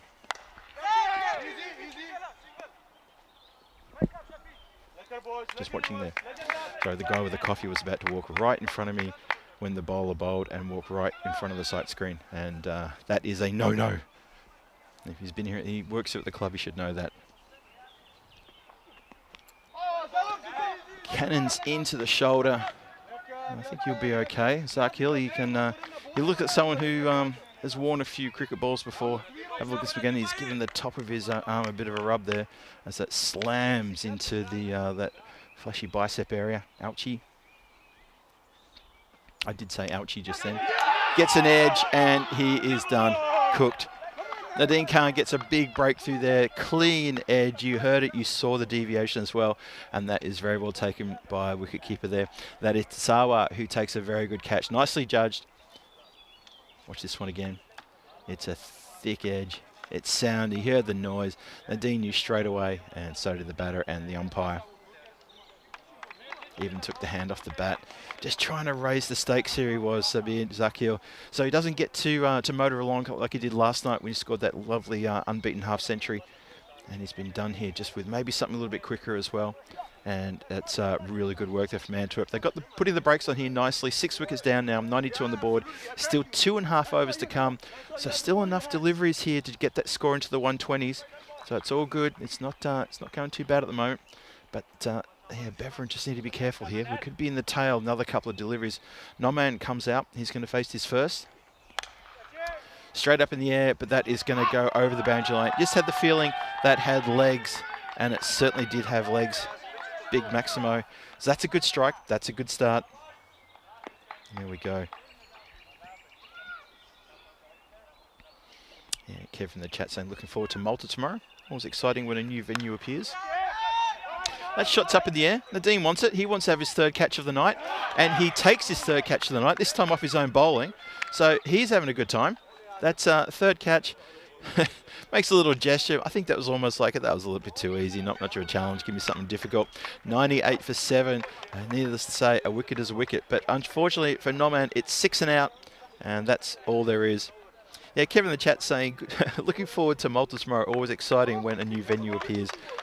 I'm not sure if you're being tongue-in-cheek there, but you know we've been at Marsa all last week, and we've been there many times over the last 6 years.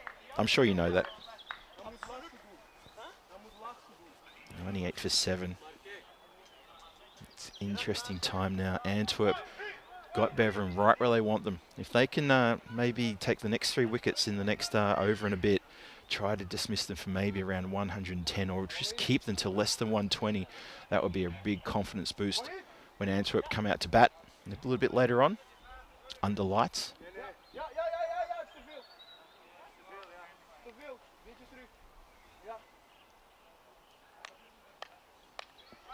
Two for 7. That's what Nadeem Khan's got. He's got 2 for 7. See what he can do here with his final delivery of the over.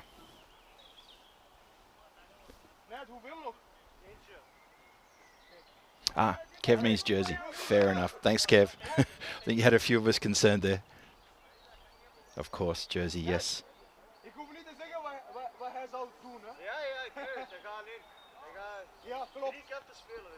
Now, there's a lengthy discussion here going on. I'm not sure if it's just the umpires getting something from the tournament referee. I think, yeah, they're just holding up here. I'm not sure what the problem is. Now, just watching, where's the batter going? The batter's walking towards the dugout. He's indicating something to his pads now. I wish I had this information in front of me. I apologise, I don't. That's one of the great things.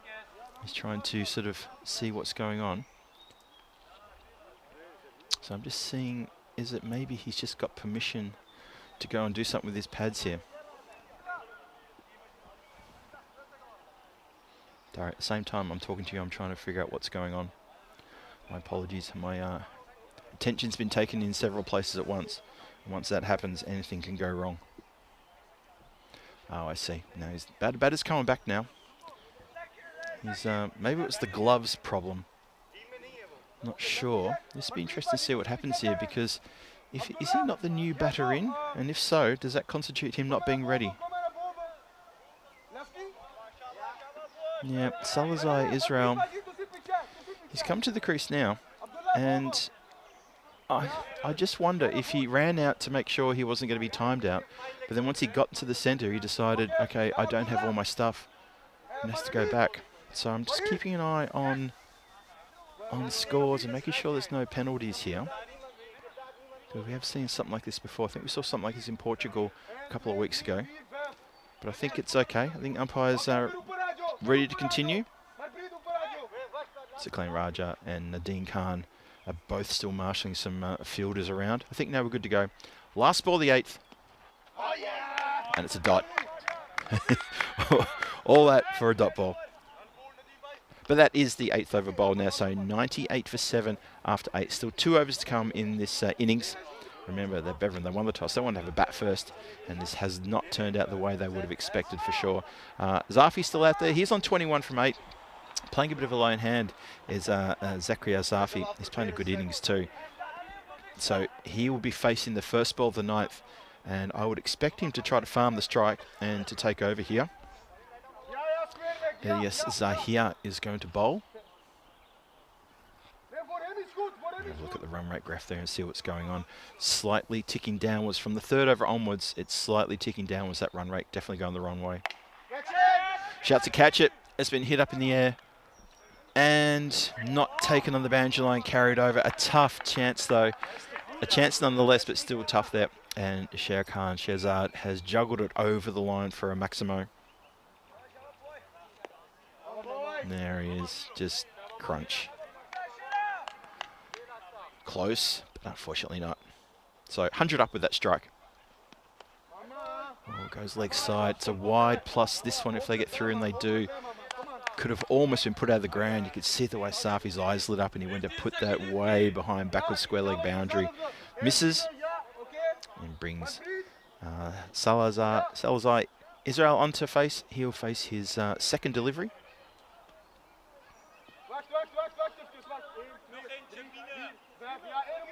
Good evening to Trip Denny. You did indeed make it.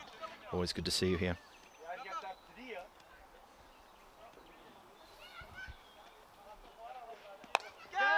Oh, shouts a catch. And that's exactly what's going to happen. Straight into the hands of the fielder there at that backward point, regulation backward point position. You could almost call it a short third man as well, but a good catch taken nonetheless. Lovepreet Singh with a safe pair of hands there.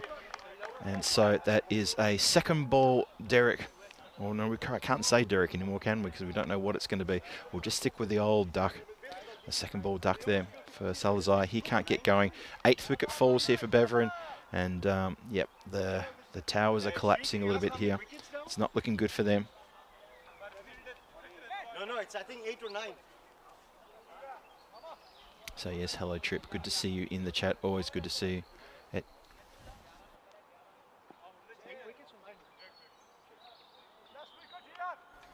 Nadine Khan just asking me, fielding in front of me again, asking how many wickets down. Indeed, that is 8. Still got 2 to go. And it is only 2 deliveries into the 9th. So Alok Hazai gets his chance now. It's a good bit of keeping that. He does take the bails off, but I think the batter is safe. But just to be sure, he just gives the bails a little bit of a nudge there. Just to remind the batter that I'm here, and I will take care of that if I have to.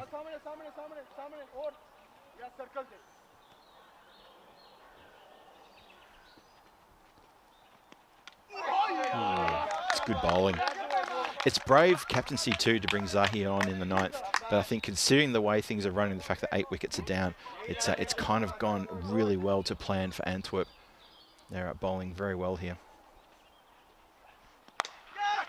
Shouts a catch. It's going to go over the head of the infielder. Maybe one bounce, and yep, that's 1 bounce, 4 runs. See where this landed again. I was a bit blinded here because a couple of fielders got in my way. I couldn't quite see if this hit the other side of the rope. No, it didn't. Just landed about 2 feet inside the rope and went for 4. Correct, Amundo. Hello to Tommy Thomas in the chat as well. Good to see you. Tommy Thomas announcing he likes night cricket on ECSN. Good, so do we. And how about that? Is taken. Oh, well, the man who dropped the catch earlier tonight has redeemed himself, and Manpreet Sandhu has taken a bit of a juggle. There's a few smiles around the ground. He shows the big number 5 on his back, and he says, please put me in the good book with that catch. He's knocked it up in the air, turned around, and taken a good catch. Player behind, who is that? I think that was Abdullah Jabakel leapt in enjoyment behind as well. So it was real scenes there when that catch was taken. Nicely juggled. Watch this, off the edge, leading edge, and boom, up in the air, and he doubles back, presence of mind, and then the leap, the celebration from his teammate behind, just to sort of set things off. All we're missing was a couple of fireworks. That was well done. So Ilyas Sabir, he rewards his captain with 3 wickets for 24 runs. It's 110 for 9 after 9. 1 more over to come. 9 wickets down, 110 on the board. 2 wickets for Saklan Raja, 2 wickets for Zakhel as well. And of course 2 wickets for Nadine Khan. So all the bowlers, not quite all the bowlers, but most of the bowlers contributing really well here. Economy-wise and with wickets. It's been a good bowling display. It remains to be seen whether this is going to be chaseable, or whether the Beveren bowlers are going to have their way against the Antwerp batters. We'll find out that in about 10-15 minutes time when it starts. This shot up in the air. It's the last over, and that one is out of the ground, I think. No, it's not. It's plugged. I was watching the ball boy's reaction because he was backing back thinking he's going to get hit. And in the end, it comes down and just plugs. There you go.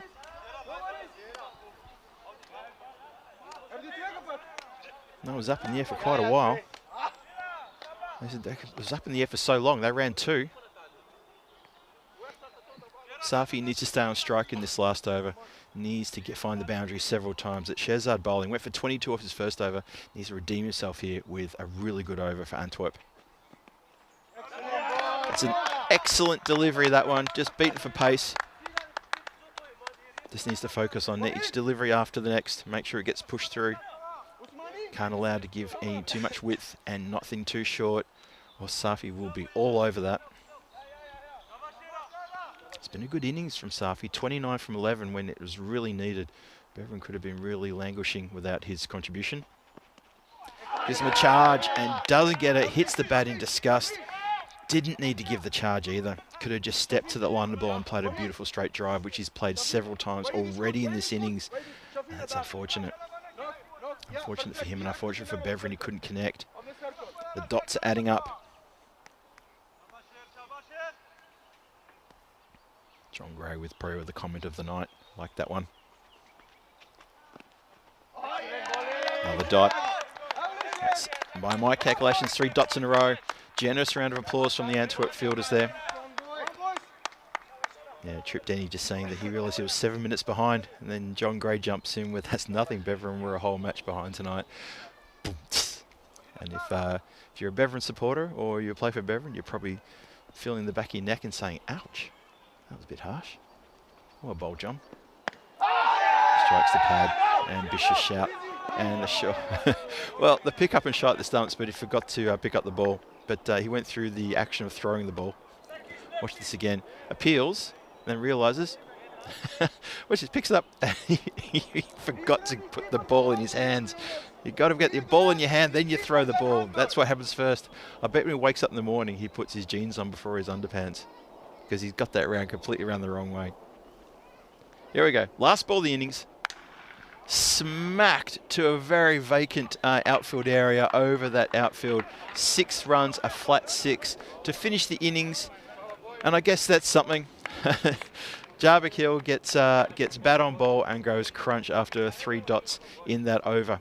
And things were looking a little bit tough there. So 119 for 9, that's the final score that I make there for Beverin. So it's going to be nice, even 120 runs for Antwerp that they're going to have to get together and make. So there's a fair few runs they've got to get, but we've seen bigger run chases being chased down. Antwerp have to see how they go. Let's have a look at the videotape. And during the cold light of day, you can see it was Hassadullah Tarakel who got things off to a flyer. He got a quick fire 17.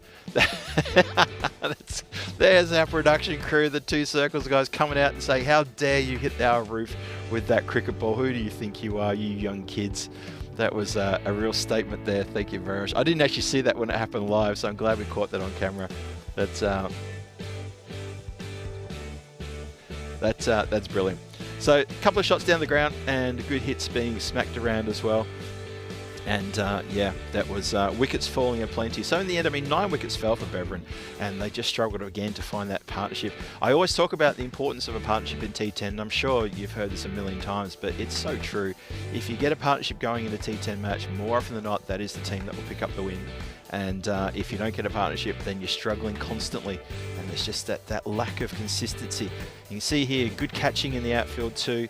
The sixes were coming down, but then the catches were also coming. There's the one blemish, the one catch that got dropped by that man, Manpreet Sandhu. Couldn't believe it. Might not be related to Vinny Sandhu, because I know Vinny likes to catch them when they're that easy. And that was Nadeem Khan. That was his 3rd catch. He took 2 in the outfield and took 1 off his own bowling. You can see here there's a number of catches being taken as well around the ground by other players. Really good fielding. And there's Sandhu, Manpreet. He's redeemed himself with a ripper there, and the celebration that went on behind him as well was definitely worthy of that catch. And so Beverin march off the field with 119 for 9 and their score, and that is that's not too bad. You do sort of feel, you sort of feel a little bit like not sure about that, whether that's going to be a good enough score, but we'll see about that anyway. And look at the lovely drone shot there. It's funny, we had that drone shot taken last week and it was about 30 degrees, and it's such a funny thing. I'm standing here now pacing back and forward and just thinking, I can't wait for the innings break to put on my hoodie and my scarf. So that's how we're looking at the moment. It's a score is on the board, and so Beverin now, they're going to have to come out and try and defend that total and see if they can do that. That would be good. Then they can pick up the points here. They obviously lost the first match, which was given over to Antwerp because it was a walkover. Safi, top score, 29 from 14 deliveries there, and only a couple of batters to get into double digits. Abdul Rashid, Hassadullah Tarakel, and Abdul Suleiman. Oh, there was an 11 there for Sabi Azakal as well, but these scores just not usual for them. You can see that the number of balls faced, only one player faced more than 10 deliveries, and that was Safi. So that also speaks volumes about how the batting went there. So wicket shared around there. Nadeem Khan with a couple of wickets, Ilyas Zahir with 3, Zakhel with 2, and Sakhain Raja, the captain, with 2 for 15. And his second over, where he got 2 for 4, that was the over that really put Beverin on their backsides and said, no, you're not going to have it your own way here. Picked up the openers and did really well, really well. 25 for that opening wicket stand, and after that, there wasn't really a big partnership, really that much at all. There was another 25 run stand for the 6 wicket partnership, and that wasn't too bad. It helped things along, but they needed more Beveren, and in the end they've got a below par score to try to defend. So we're going to find out shortly whether that's going to be defended or not, because Antwerp now are having a little chat in the dugout, putting the pads on, deciding who's going to be the opening batter, and then Beveren are going to talk about their bowling attack and how they're going to get stuck into Antwerp right from the start. We're going to find out very shortly. This is Phil G, looking forward to absolutely knocking that coffee all into, well, not all over the ground, but into my body to try to warm me up, because it's getting really quite cold here. The mid-match summary suggests that Antwerp have already started batting. They haven't started batting. They're not quite none for none yet. That'll be them in about 10 minutes time, but don't you worry about that. We're going to be back here very shortly with a run chase. This is Phil G for the European Cricket Network saying, don't go too far. I'll be here shortly, and I'm sure you will as well. Match 15 hangs in the balance. We'll see you soon.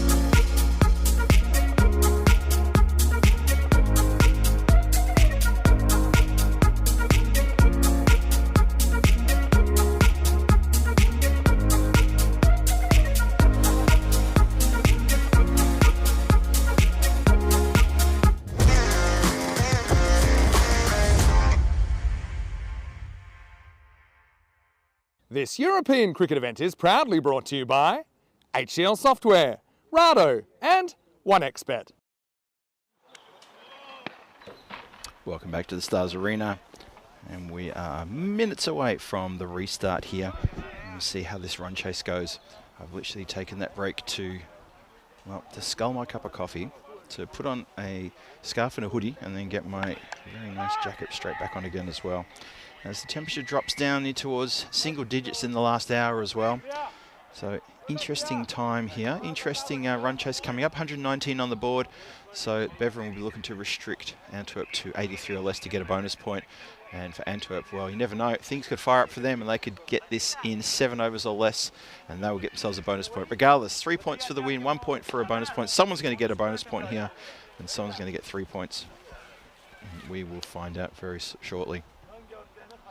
So just watching the Beveren team just warming up, just getting themselves nice and ready for the action. Jabakil, he's got the ball. He's going to get a chance to start proceedings. And it's going to be Jabakil at the the striker's end. He's going to be facing for Antwerp. It looks like he's opening with Lovepreet Singh as well. Yes, there he is, the big number 9 on his back. I think the umpire's just waiting for the, just waiting for the clock to tick over. And once that ticks over, we are going to be good to go. Antwerp need 120 runs, and the run chase starts right now. Start proceedings with a wide. Jabakil with really, really hot pace there. Charging in. Jabakil. So the score is on the board. Sorry, just knocked my microphone there. Sorry about that. So the score is on the board. Let's see how they go. Antwerp need a further 119. So in total need 120. The bonus point equation there tells me it's 84 runs. You can just see at the bottom of your screen in the lower left corner. This is some real fast bowling. Wish sometimes we did have a radar gun here at the ground, just because you see some of these bowlers charging in and you do think, wow, he looks really quick. I've said that a few times to my good friend Taj Mohammed, who plays in Portugal. And wow, sometimes when he plays for Oarish, he's charging in and seriously, it's just a super expression. Probably the fastest bowler I've seen in Europe. There might be faster, but for me, yep, that's definitely the fastest that I've seen. He is a very scary prospect to face. Well, that's been taken from middle stump, and that has been swiped around the corner. Gets a very thick edge on that one. Lucky, because it was definitely going in towards middle stump, but batter just equal to the task. Hits it nicely just around the square leg umpire, who just has to pivot and spin. No little two-step there. I've seen the umpires there do a couple little dance step moves to avoid the boundary that's being hit towards them. There you go. So 4 runs off the bat. The first boundary of this innings. Ooh, now he's taken evasive action there. I think that's come off the bat. I thought I heard something. He's even looked down at his bat as though to say, how did that edge connect there? Okay, that's probably the lowest of all the jets that have flown overhead tonight. It's just gone between us and the moon. I just stuck my head out of there and had a look up there. Yeah, I think that's runs. A bit of luck there. Wahidullah Jabakil gets a lucky there. He turned away from that short ball and it took the edge and got away from the keeper. And there was no one back there to try to save that either. And that's just cannoned into him as well. Really good pace bowling this. Once again, Thomas Martinez just helping out the chat there who are wondering what happened with the first game. That's exactly right. What he's just said there is that Beveren couldn't get to match because there was a scheduling clash. They had a couple of T20 games on in another part of the country and unable to get to the ground for the start of the Pries game. And as I said before in the chat, I don't think it's worth getting after them for that. I don't think it's their problem. It's a scheduling issue that probably has to be resolved from a lot higher up. You could say it shouldn't have happened. I would agree with that. But we're just saying that poor old Beveren, they got stuck between a rock and a hard place, finishing a T20 match, realising they were never going to get here in time for the start of the T10 match, which was at 6:45 local time. But obviously they made it here for match 15. They understood that the penalty would be a walkover, and all 4 points awarded to Antwerp because of that. And that's what that is all about. But this is the important thing. It's about this match now, this match 15, which hangs in the balance. 9 runs on the board. Last ball of the first over coming up. Just beaten for pace. Completely beaten for pace there. Jabakil has got some real heat going on at the moment and bowling beautifully. So that's going to be 9 without loss after the first over. So not a bad start. 31 matches since the Golden Ball. You never know. Every time that little number comes up, I always think, oh, could today be the day? You never know. Obviously, for everyone in the know, yes, I have managed to find myself a couple of Golden Balls in the last series I did with Tina Goff. Tina brought some of that Golden Ball magic to Portugal that she seems to carry with her in her back pocket, and she delivered that piping hot to the plate in Portugal, and we had a couple of Golden Balls there. That was sensational, both in the Challenger division and Premier division. And how good was that? The Challenger and the Premier. That worked so well. Really enjoyed that. Anyway, the night series continues here. Going to get through for a quick single there as Tarakel's first delivery just cannons up into. Have a look at this again. Hits that and just goes into the midriff just above the waistline.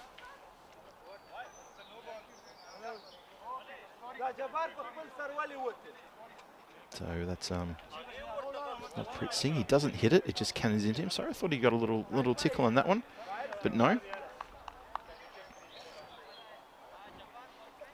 Tarakel just waiting for the umpires to get together and have a chat, just seeing what's trying to see what's going on over here, and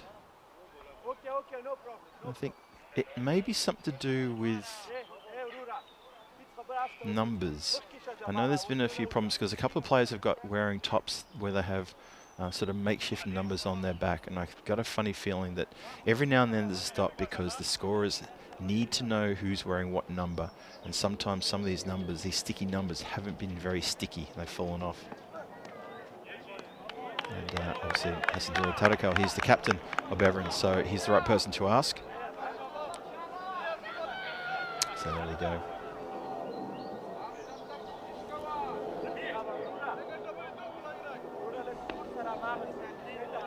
Once again, someone's just walked across in front of the sight screen, but that's okay. The bowler wasn't bowling. I was about to yell out something, but there we go. Something we need to work on here. If any of the host individuals are listening, I'd like them to please just help us out with that. That would be very good, as that is belter for a big Maximo. So Jabakel gets every piece of that one. It's slightly shorter. You can see him in the background. That's a lovely strike. Now that man too, Wahidullah Jabakel, he's a bit of a story. I mentioned him a couple of days ago that he's got a bit of reputation because as a 16-year-old, he was the youngest player in Belgium to score a ton. How about that? That's gone up in the air. Now, has that carried the boundary line? I reckon it has. I reckon it has. That's landed somewhere behind me and to the right. And I just heard a bit of a thump as it hit the ground. Yep, have a look at the fielder there, just craning his neck back. He may have to go to the chiropractor if he's going to keep doing that. That is gone a long way back. And that is a good strike nonetheless. So I'm just going to wait for the Grizzly to come back. Score is 23 for no loss, and only halfway through the second. Jabakel is on 20. Oh, goes to the slow ball there. Good change of pace, that one. Good bit of thinking there from the bowler, just to try something a bit different. He's already gone for 13 from those 3 balls, so that's well bowled.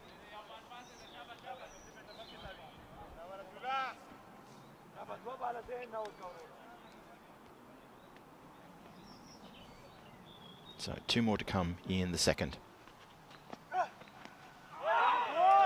Well, he's gone for another slower ball and successful, because I don't think Wahidullah was ready for that one to be another slower ball. I think he was expecting this one to be a proper pace delivery. So once again, Tarakel putting it in the right spot, hitting it at the right pace, changing things up, having been taken for a couple of Maximos in a row. It's good, clever bowling. And that one's short, and that is going to be the over. So he finishes well, goes for 13 off the first 3, then follows it up with 3 dots in a row. That's clever bowling. Antwerp still need 97 from 48. The run rate required is still at 12. So 12 and just a little bit there. You see at the bottom of your screen. Nicely poised this game. Hello once again to everyone in the chat who's joining us tonight. Hope you're well. Hope you've had a good weekend. Or maybe you're on the other side of the world, you're looking forward to a really good start of the week as we get into things. And happy 4th of May, or May the 4th. I've got to say it the right way around, don't I? Happy May the 4th for anyone out there who's celebrating May the 4th, which of course is the Latvian Independence Day. And Latvian Independence Day is Obviously something else to do with Disney, something very popular in pop culture. I'll let you guess what that is. You should know. And of course that was my little friend during my introductions I had with me at the start of this match. Although I didn't want to say too much. I don't want Disney trying to charge me money for mentioning their franchise. So Jabakel is back on and looking for a breakthrough here, maybe looking for 2 breakthroughs if they can in the same over. And this pace attack against Lovepreet Singh could prove to work. He's yet to get off his duck. He's still on 0. Jabakel's at the non-striker's end. He's done all right. He's on 20 from 12. But a steady start here for Antwerp. Swings hard. Just goes into the mid-wicket area and they get through for 1.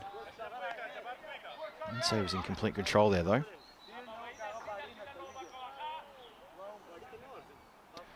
Mahesh Karki tuning in, saying it's 22:53 here in Syria. What's up, guys? What time is it in your region? Well, I'm in Belgium, and I can tell you now it's 21:54. So, is it really only 22:53 in Syria? There you go. Swing and a miss. Good bowling, just pace, pure pace. I wouldn't be surprised if he gets through someone here and absolutely destroys the stumps. It's a real good pace here from Jabakel. Really enjoy watching him bowl. So it's 24 with that loss halfway through the third. This is the last over of the power play. And 3 balls to come in the power play. Swings hard and connects beautifully with that one. It's going to land well over the boundary line. That's good commitment too from Rafiullah Alakazai, who follows it all the way, watches it all the way. That's good catch and practice for him. Takes it cleanly, just takes it about 8 or 9 meters on the other side of the rope. So it's kind of impressive though to say that he did follow that all the way to take the ball. Just noticing a few players now sort of giving their arms a few rubs as the cool evening is really settling in here. Swings goes leg side, and that is going to bounce and go across the boundary line for 4. Didn't quite get all of that one, but there was no one out there. The power play still in effect, don't forget. Chris Smith just noting that tomorrow is Revenge of the 5th. Indeed, Chris, yes, you got that one perfectly correct. I was thinking of saving that one for tomorrow night, but yes, you are bang on correct.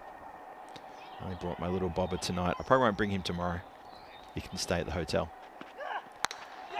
Nicely played into the covers.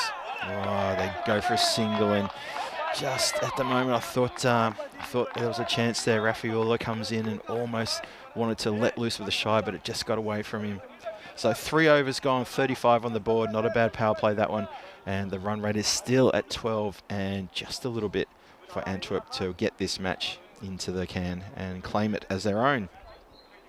Have a look at Beverin's scoring there in the towel block situation. That 22 off the first over. Poor old Shehzad was in for an absolute hiding there. Then Suklain Raja came in and got 2 for 4. And then things kind of went well. They're another 16, but then you notice the towel block display. It just gets smaller and smaller and smaller as innings went on, as wickets were tumbling. There was less runs scored per over. And in the end, they only managed 119, which is probably well below what they wanted, considering they won the toss and wanted to bat first. And that's where they ended up. So Hasadullah Tadakol continues. He's going to bowl himself out. Swung away, and that is out of the ground. That's a great shot. Got every little bit of that.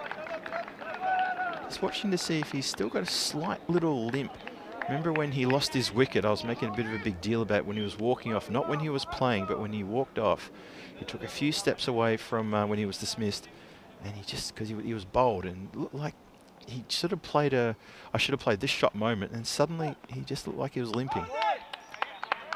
And I'm just keeping an eye on him here, just seeing as he's just, again, he's walking just a little bit gingerly here, isn't he? I think he's got something wrong with the left leg. That's what I'm thinking. Try and get over to him maybe during the break, or at the end of the match, maybe just have a little chat and see how he's doing.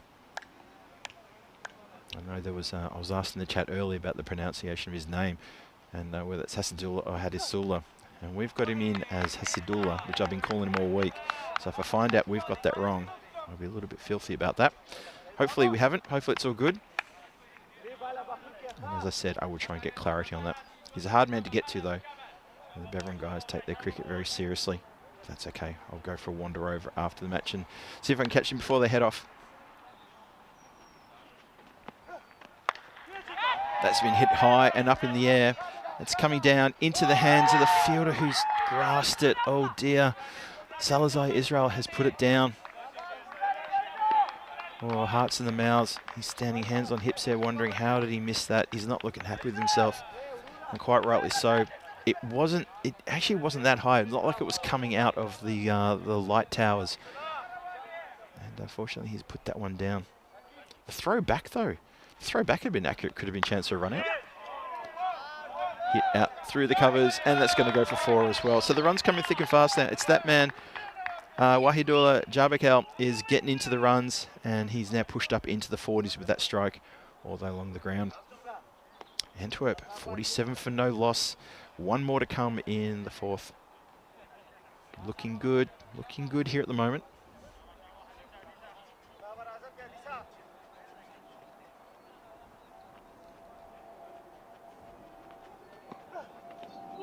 Ooh, good follow-up delivery, that one. Very good.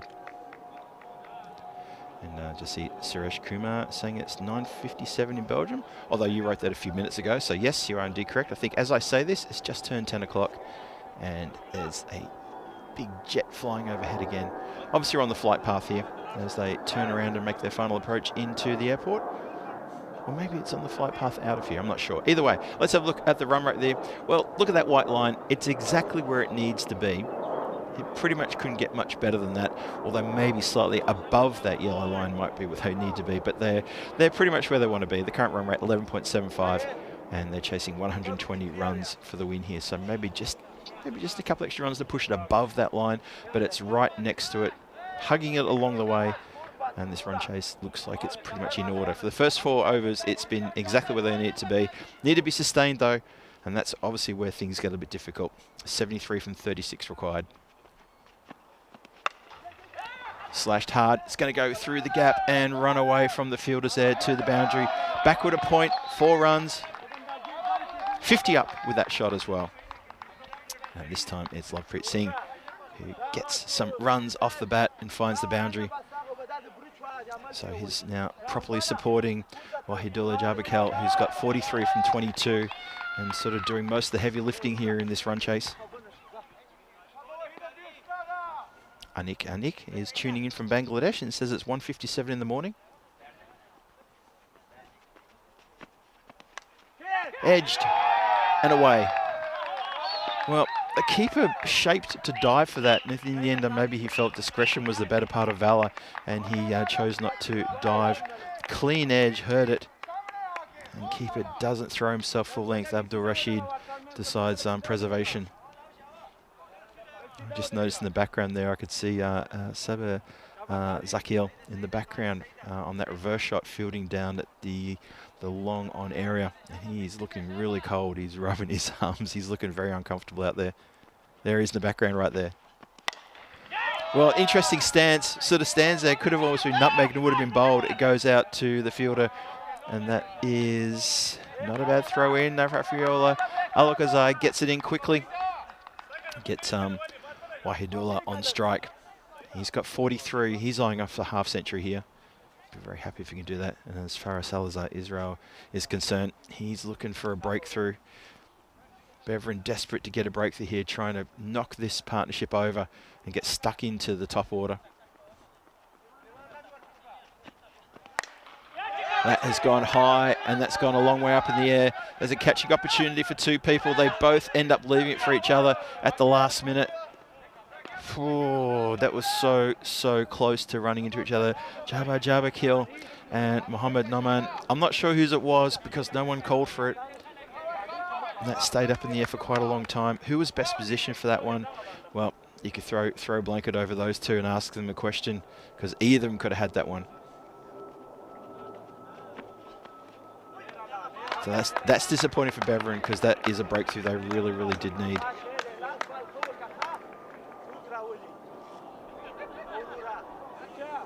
So it's 1 more to come in the 5th.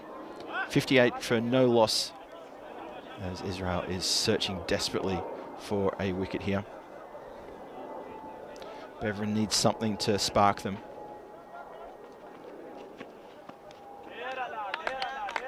And that is shown a wide. I thought that was going to be good, but no, it's shown a wide from the umpire. Score is going to go to 58. Or is already ticked over, sorry. No, now it goes to 59, thank you.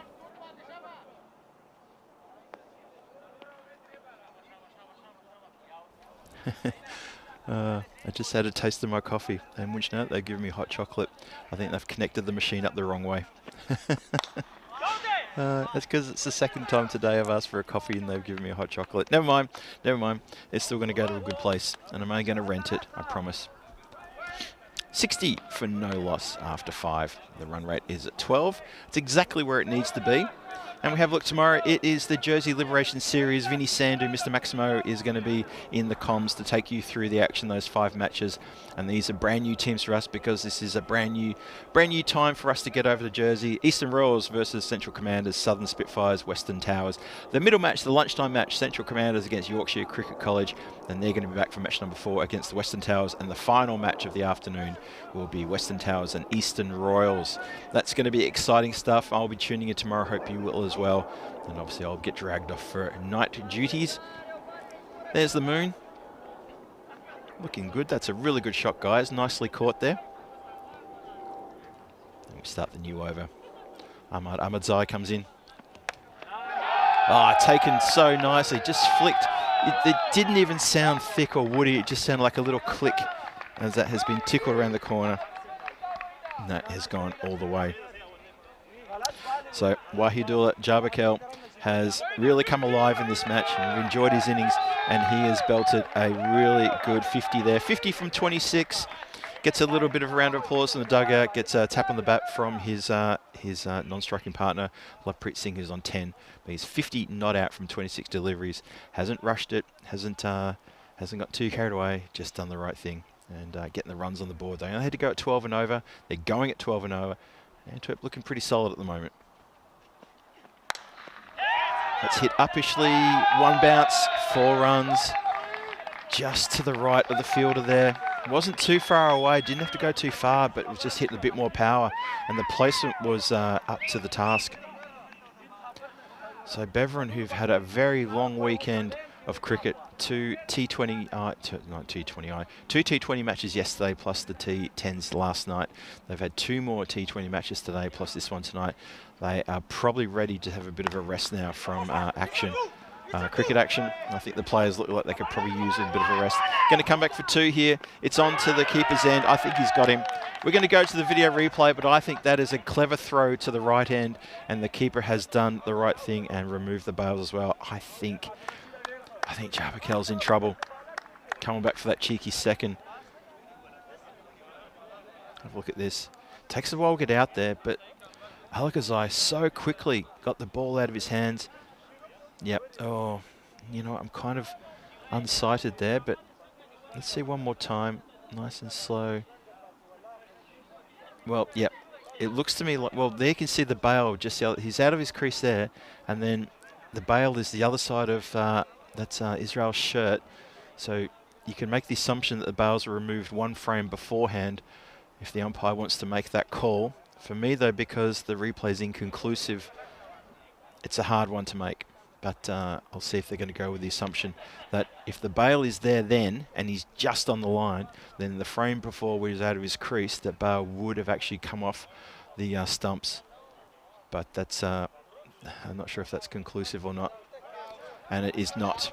That's simply because of the replay. So that is a really close call, and yeah, I think for mine, I think that's the right call. It was inconclusive from the replay, sadly, because the player was in the way of the camera, and the video replay doesn't show enough to overturn any kind of decision. So that's unfortunate for Beveren that they missed that one. But we continue.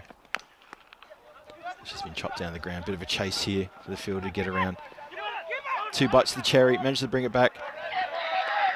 And Sessa get back for another 2. So Zachary Asafi there cannot stop him from getting for a couple there.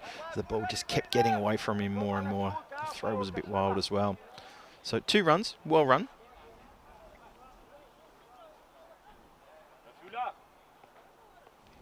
Ahmadzai again just searching for that breakthrough.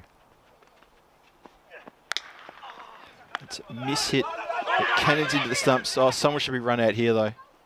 And is in interesting style as well, as both stumps have been dislodged. And got to give it to Ahmadzai for that presence of mind. He's underarmed it towards the keeper, and instead it's hit the stumps, so he hasn't had to have someone else break the stumps. He's broken himself, and that is a run out at the striker's end this time. So that's good reward for him to get the run out. And they do break this partnership then. Have a look at this one again. It's a straight hit. It's not hit very well. It's miss-hit. Picked up and underarms it, and the keeper doesn't have to do anything because the underarm went straight to the stumps. And sadly for Lovepreet Singh, he's caught short. But, you know, he did the job. He's supported Jabakel, who's made all the runs at the other end, 60 from 29. He's still got, but Lovepreet Singh goes. He's unfortunately undone here. The single was probably never really on. He doubled back and was always going to be caught short. It was a good underarm from Ahmadzai though, even though it sort of just dribbled along the ground. He didn't have to do it too much. That was a bit of a Trevor Chappell situation there, just all the way along the ground. Sorry to all the New Zealanders to bring that up. Oh, I got him. 2 wickets in 2 balls for Beveren. They're fighting back now. Ahmadzai gets straight through the defences of Jabakel, or probably more the offences, because he was playing definitely an attacking shot there. And so 2 set batters have been dislodged, and Antwerp have had a bit of a wobble here at the end of the over. And that's a big breakthrough, big double breakthrough for Beveren.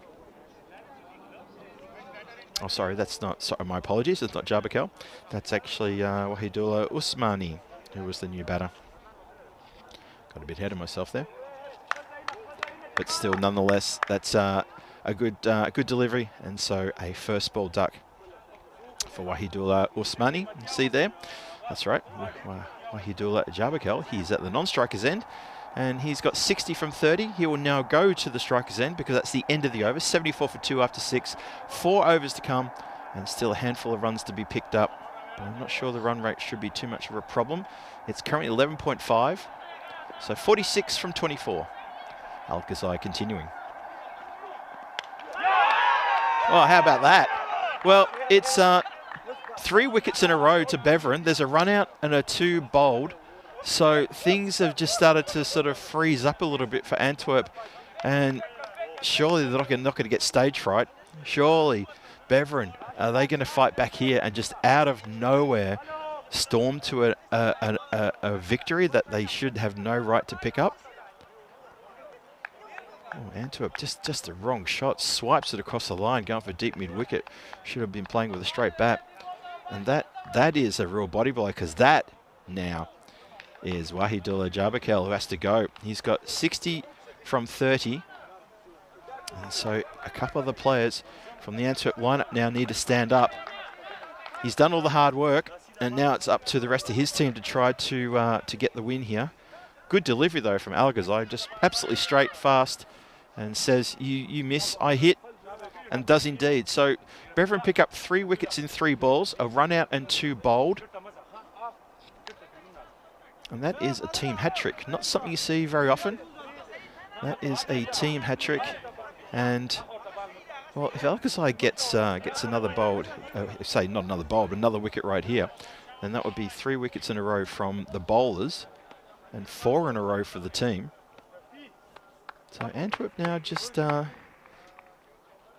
looking a little bit shaky, and Beveren circling, getting a little bit of sniffing the blood in the water, and they're just circling here, just seeing that the door's been kicked open and they're ready to step through.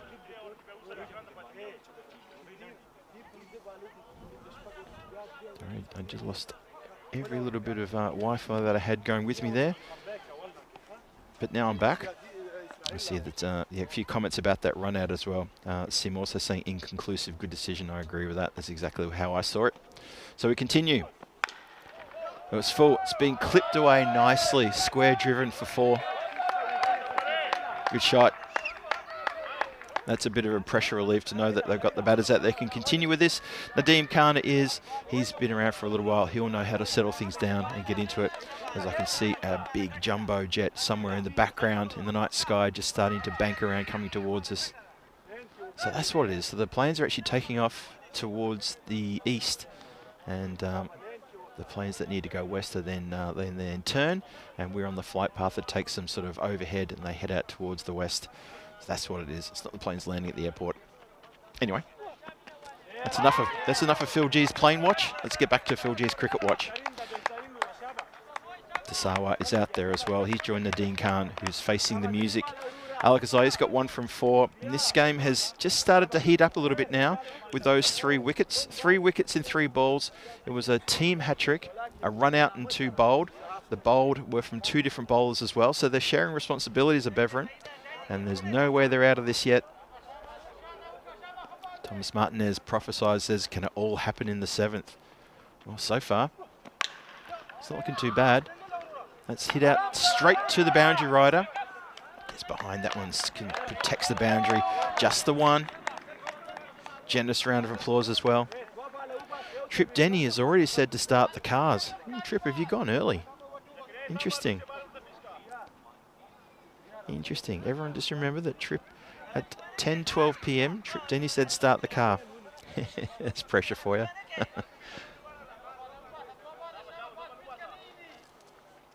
Alakazai, he's got 2 balls left. What can he do here? Just play with soft hands into the extra cover area. Just a single. Antwerp need a further 40 runs from 19, so they need to be going at about two runs per ball at the moment. 12.63. There's only this and then 3 overs left.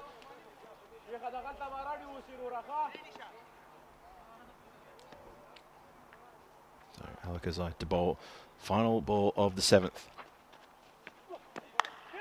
Hit uppishly, just over the head of the backward point fielder. Bit of work to do if the boundary rider can't get to it. That is a pretty big boundary in the context of this run chase.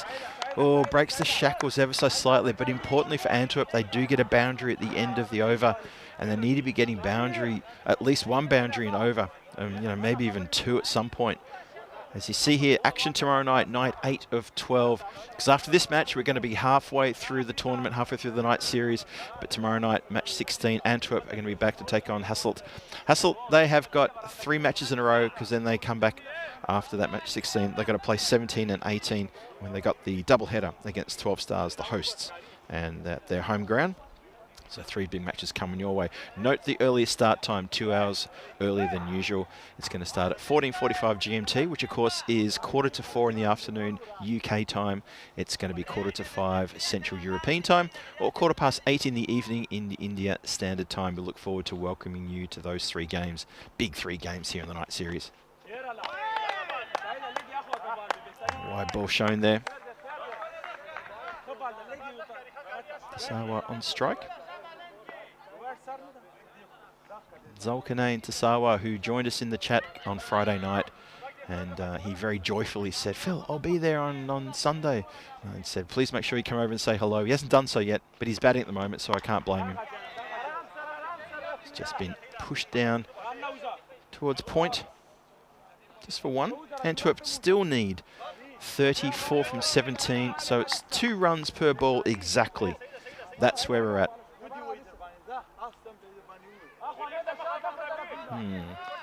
It's interesting.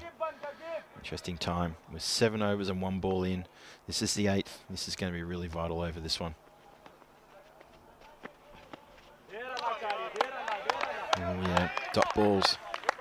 Dot balls good. I'm worried for Antwerp right now because I'm not sure they've got the right batters out there who can try and get this. They need a couple of boundaries. Need to move things along.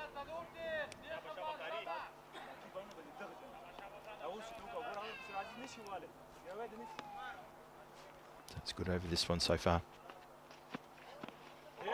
It's a very good over this one. That dot ball, that's a big important one. So a couple of dots now creeping into the game, and Antwerp, that run rate is increasing ever so much now. And this is the time when of the game in the 8th and 9th over, we start letting dot balls through. We don't let them through because you can't get bat on ball, but the run rate will just climb so quickly. Swings hard at this one. He's got himself an edge and it's going to fly away. It's gone a long way back as well. And I think that's gone all the way for a Maximo. I believe that the umpires are just double checking. I think the replay will confirm this. I think for mine, that went a long, long way back. Have a look, there's the boundary line. And there's the ball right there. That's a good 5 metres over the boundary line. And indicated by the umpire now, just making sure. It's a little bit glum. When you get to that part of the boundary line, it's slightly glum because the lights are pointed in front rather than sort of down. So the boundary line isn't lit up on that side of the ground. And that is going out square, just over, oh, it's going to go quite a way over the head of the fielder. Set himself, it had me thinking that was going to drop very close to him. It's Mohamed Noman out there who watches it go over his head. So these 2 hits, and maybe that's going to put Antwerp back on the winning track here in the dying stages of this match 15. 98 for 3 now. 22 from 13 required. It looks pretty straightforward, but you're still got to make it. And these last couple of overs can go very quickly. Good delivery, nice and tight at the body. Can only manage to defend that one down for just the 1. So 99 for 3, 8 overs gone, 2 overs to come. 21 needed off the last 2 overs. Oh, it's going to be a tight finish, folks. Any way you cut it, it's going to be a very tight finish. Trip Denny saying, I might be out of my mind. Oh, I saw Trip. Yeah, I saw your comment about the $278. Yeah, who doesn't need $278? I mean, come on, we all need $278, right? I love sometimes you get some comments in the chat that just put a smile on your face for no particular reason. And Tim Harmer's seen a goal somewhere as well. Yeah, Shy Cat just asking about his comments being deleted. I can concur with what's been said in there. I can't see any comments deleted. The great thing about being a moderator is we can see very clearly if comments are being deleted. Not removed by the algorithm, but being deleted by another moderator, and none of yours have been that I can see. So we're going to start the 9th now. Gives the charge, misses it. Probably didn't need to give a charge. Don't think there's really a need for that. It's a bit of a glory moment when you give a charge down the wicket and try to hit the ball out of the ground. Doesn't need to happen. And all you're doing is you're giving a chance to either york yourself or you're giving yourself less time for a shot selection. And Alcazar is a better bowler than to allow a batter to do that. So he won't panic. He'll just bowl exactly as he needs to. Struck on the pad. They're going to go through for 1. Score now goes to 20. It's that risk, isn't it? You take the leg by. You take Khan off strike, who's got 22 from 11. And the 100 up with that leg by as well. 100 for 3, 20 runs from 10. 20 runs required from 10 for Antwerp to take the points here. Dot ball. This is the danger. Desawa there, he's faced 3 deliveries for 2 runs.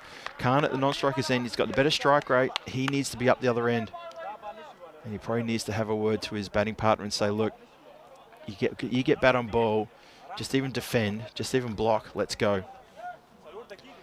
Need to be prepared for these kind of deliveries. Bowler is doing a cracking job, Alakazai. Hits it straight down the ground. Chase is on here. They're going to look for 2. No, just happy with the 1. Sabir Zakil does the fielding down here in front of the scaffolding.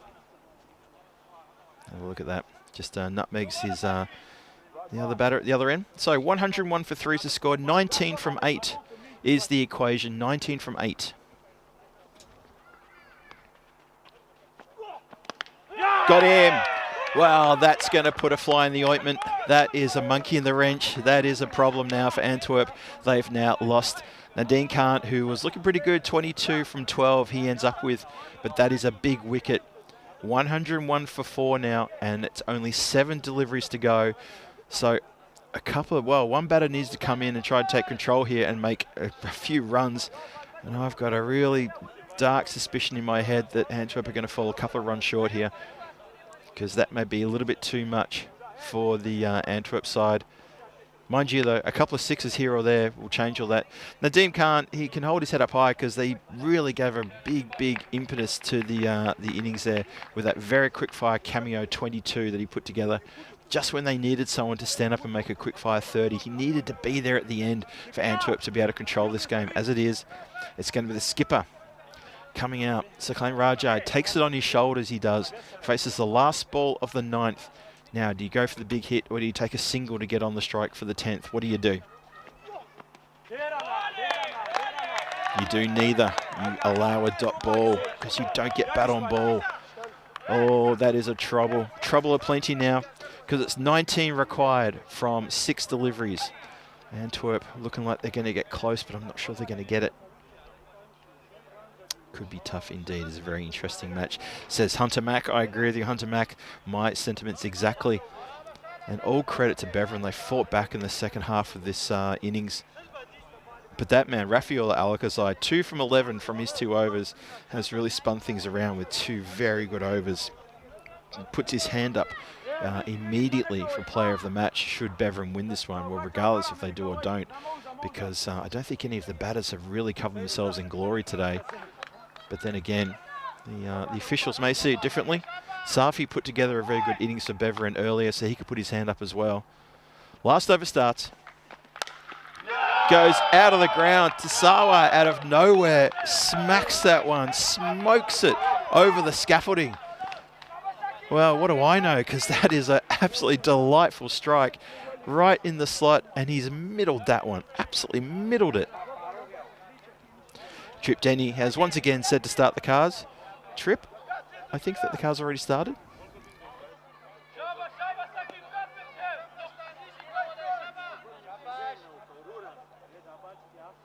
Umpire losing some of the gear just out of his pocket, raising his hands up. Hope the bowler won't mind that. The bowler might just walk over and say, hey, I gave that to hang on to. Why are you letting that fall on the ground for? It's bad luck. 13 from 5 required. Coming down to it, it's going to be a photo finish. Well, that is gone. The big cheer from the Antwerp dugout, and they are ecstatic because that has been middled. The second 6 has been middled. So much pressure on the bowler, Ahmadzai now. Oh boy. Oh boy. What a great match this is turning out to be. The low scoring thriller. Who would have thunk it? The low scoring thriller is looking really good. 113 for 4 is the score. It's 7 needed from only 4 deliveries. Oh, this is getting close. This is getting really good. There's a bit of a conflab going on with the bowler. They're all having a talk. Zakiel comes in, gives a pat on the back of the bowler and says, you know what to do, you're doing okay. And I think that's probably one of the best bits of advice you can give to a bowler like this. The bowler knows what he has to do. He doesn't have to be told again and again. So you come in, you give him a rev up, give him a pat, and you look him in the eyes and you say, come on, you know what's got to be done here. 7 from 4. Here we go. Goes down the ground. It's not going to be a boundary, it'll be cut off. Just going to take the one. Now they're going to go for 2. I think that's hit the stumps. I was just blindsided there to see what the direct hit. But either way, Saklan Raja sacrificed his wicket there to make sure he got Tasawa back on strike. Have a look at this again. Hit down the ground, all the way along the ground.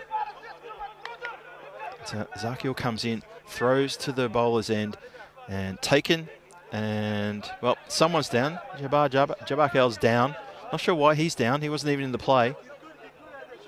And that's really good stuff. So, look, Saklan Raja, he has basically sacrificed himself to make sure Tasawa gets back on strike. So that's an experienced bit of work there just to say, nope, that's how it has to happen.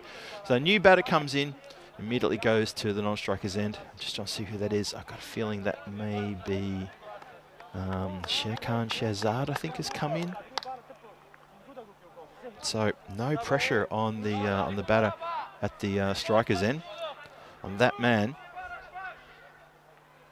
Let's see how he goes though. A bit of a tense moment here at the ground.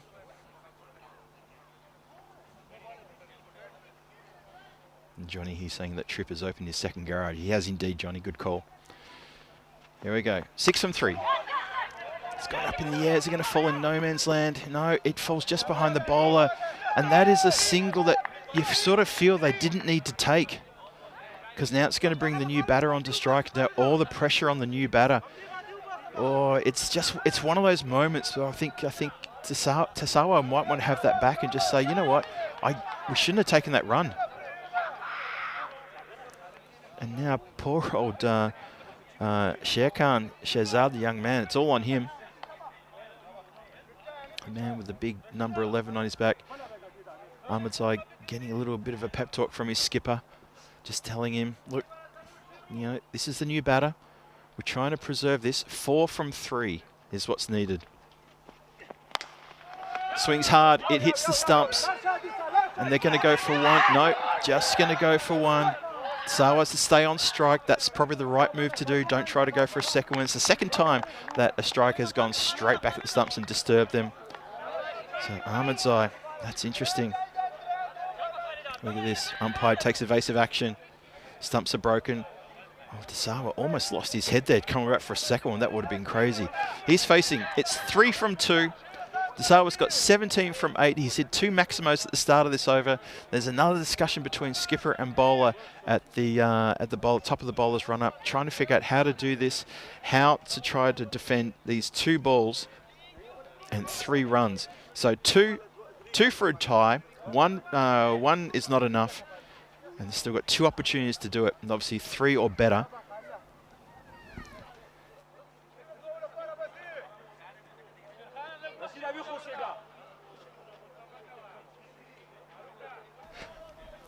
Here we go. 3 from 2. Clips it away. Is it going to go to the boundary? It is. We avoid the golden ball, and the win goes to Antwerp with only 1 ball to spare. Beveren gallant in defeat. They almost defended 119. We almost got ourselves a golden ball, and Antwerp are ecstatic. They come out to the field to greet their heroes, and Shehzad's going to get a bit of a hug, but I'll tell you who's going to get the biggest hug, and it's that man there. It's going to be Tasawa, because he has saved the day for Antwerp. Sakalain Raja, the skipper, he did the right thing earlier in the over by sacrificing himself to try to get Sawa back on strike, and that is a really good performance. So it was almost on. Almost on it was the golden ball. In the end, it was a good win indeed. So no golden ball and also no big 6, but that is quite amazing scenes here at the ground as Antwerp have knocked off Beveren, and they're going to feel good about that. So they get the 4 points for the previous match where there was a walkover, and they get 3 points here for this match as well. Antwerp versus Hasselt tomorrow night. Then Hasselt has got 2 more matches against 12 Stars, as they've got 3 in a row tomorrow. So the men from Hasselt, we look forward to seeing you tomorrow. Be ready for 3 matches in a row. And let's have a look at the highlight reel for this amazing low-scoring thrill that's unfolded before our eyes. This has been a terrific game. Hope you've really, really enjoyed this one as well. So let's have a look at the highlights, and there's action aplenty, and it was the blade of Wahidullah Jabakel who really got things going for the team, and I thought he played a terrific innings, really fantastic innings indeed. And it was, well, that should have been the first wicket, that should have been the breakthrough.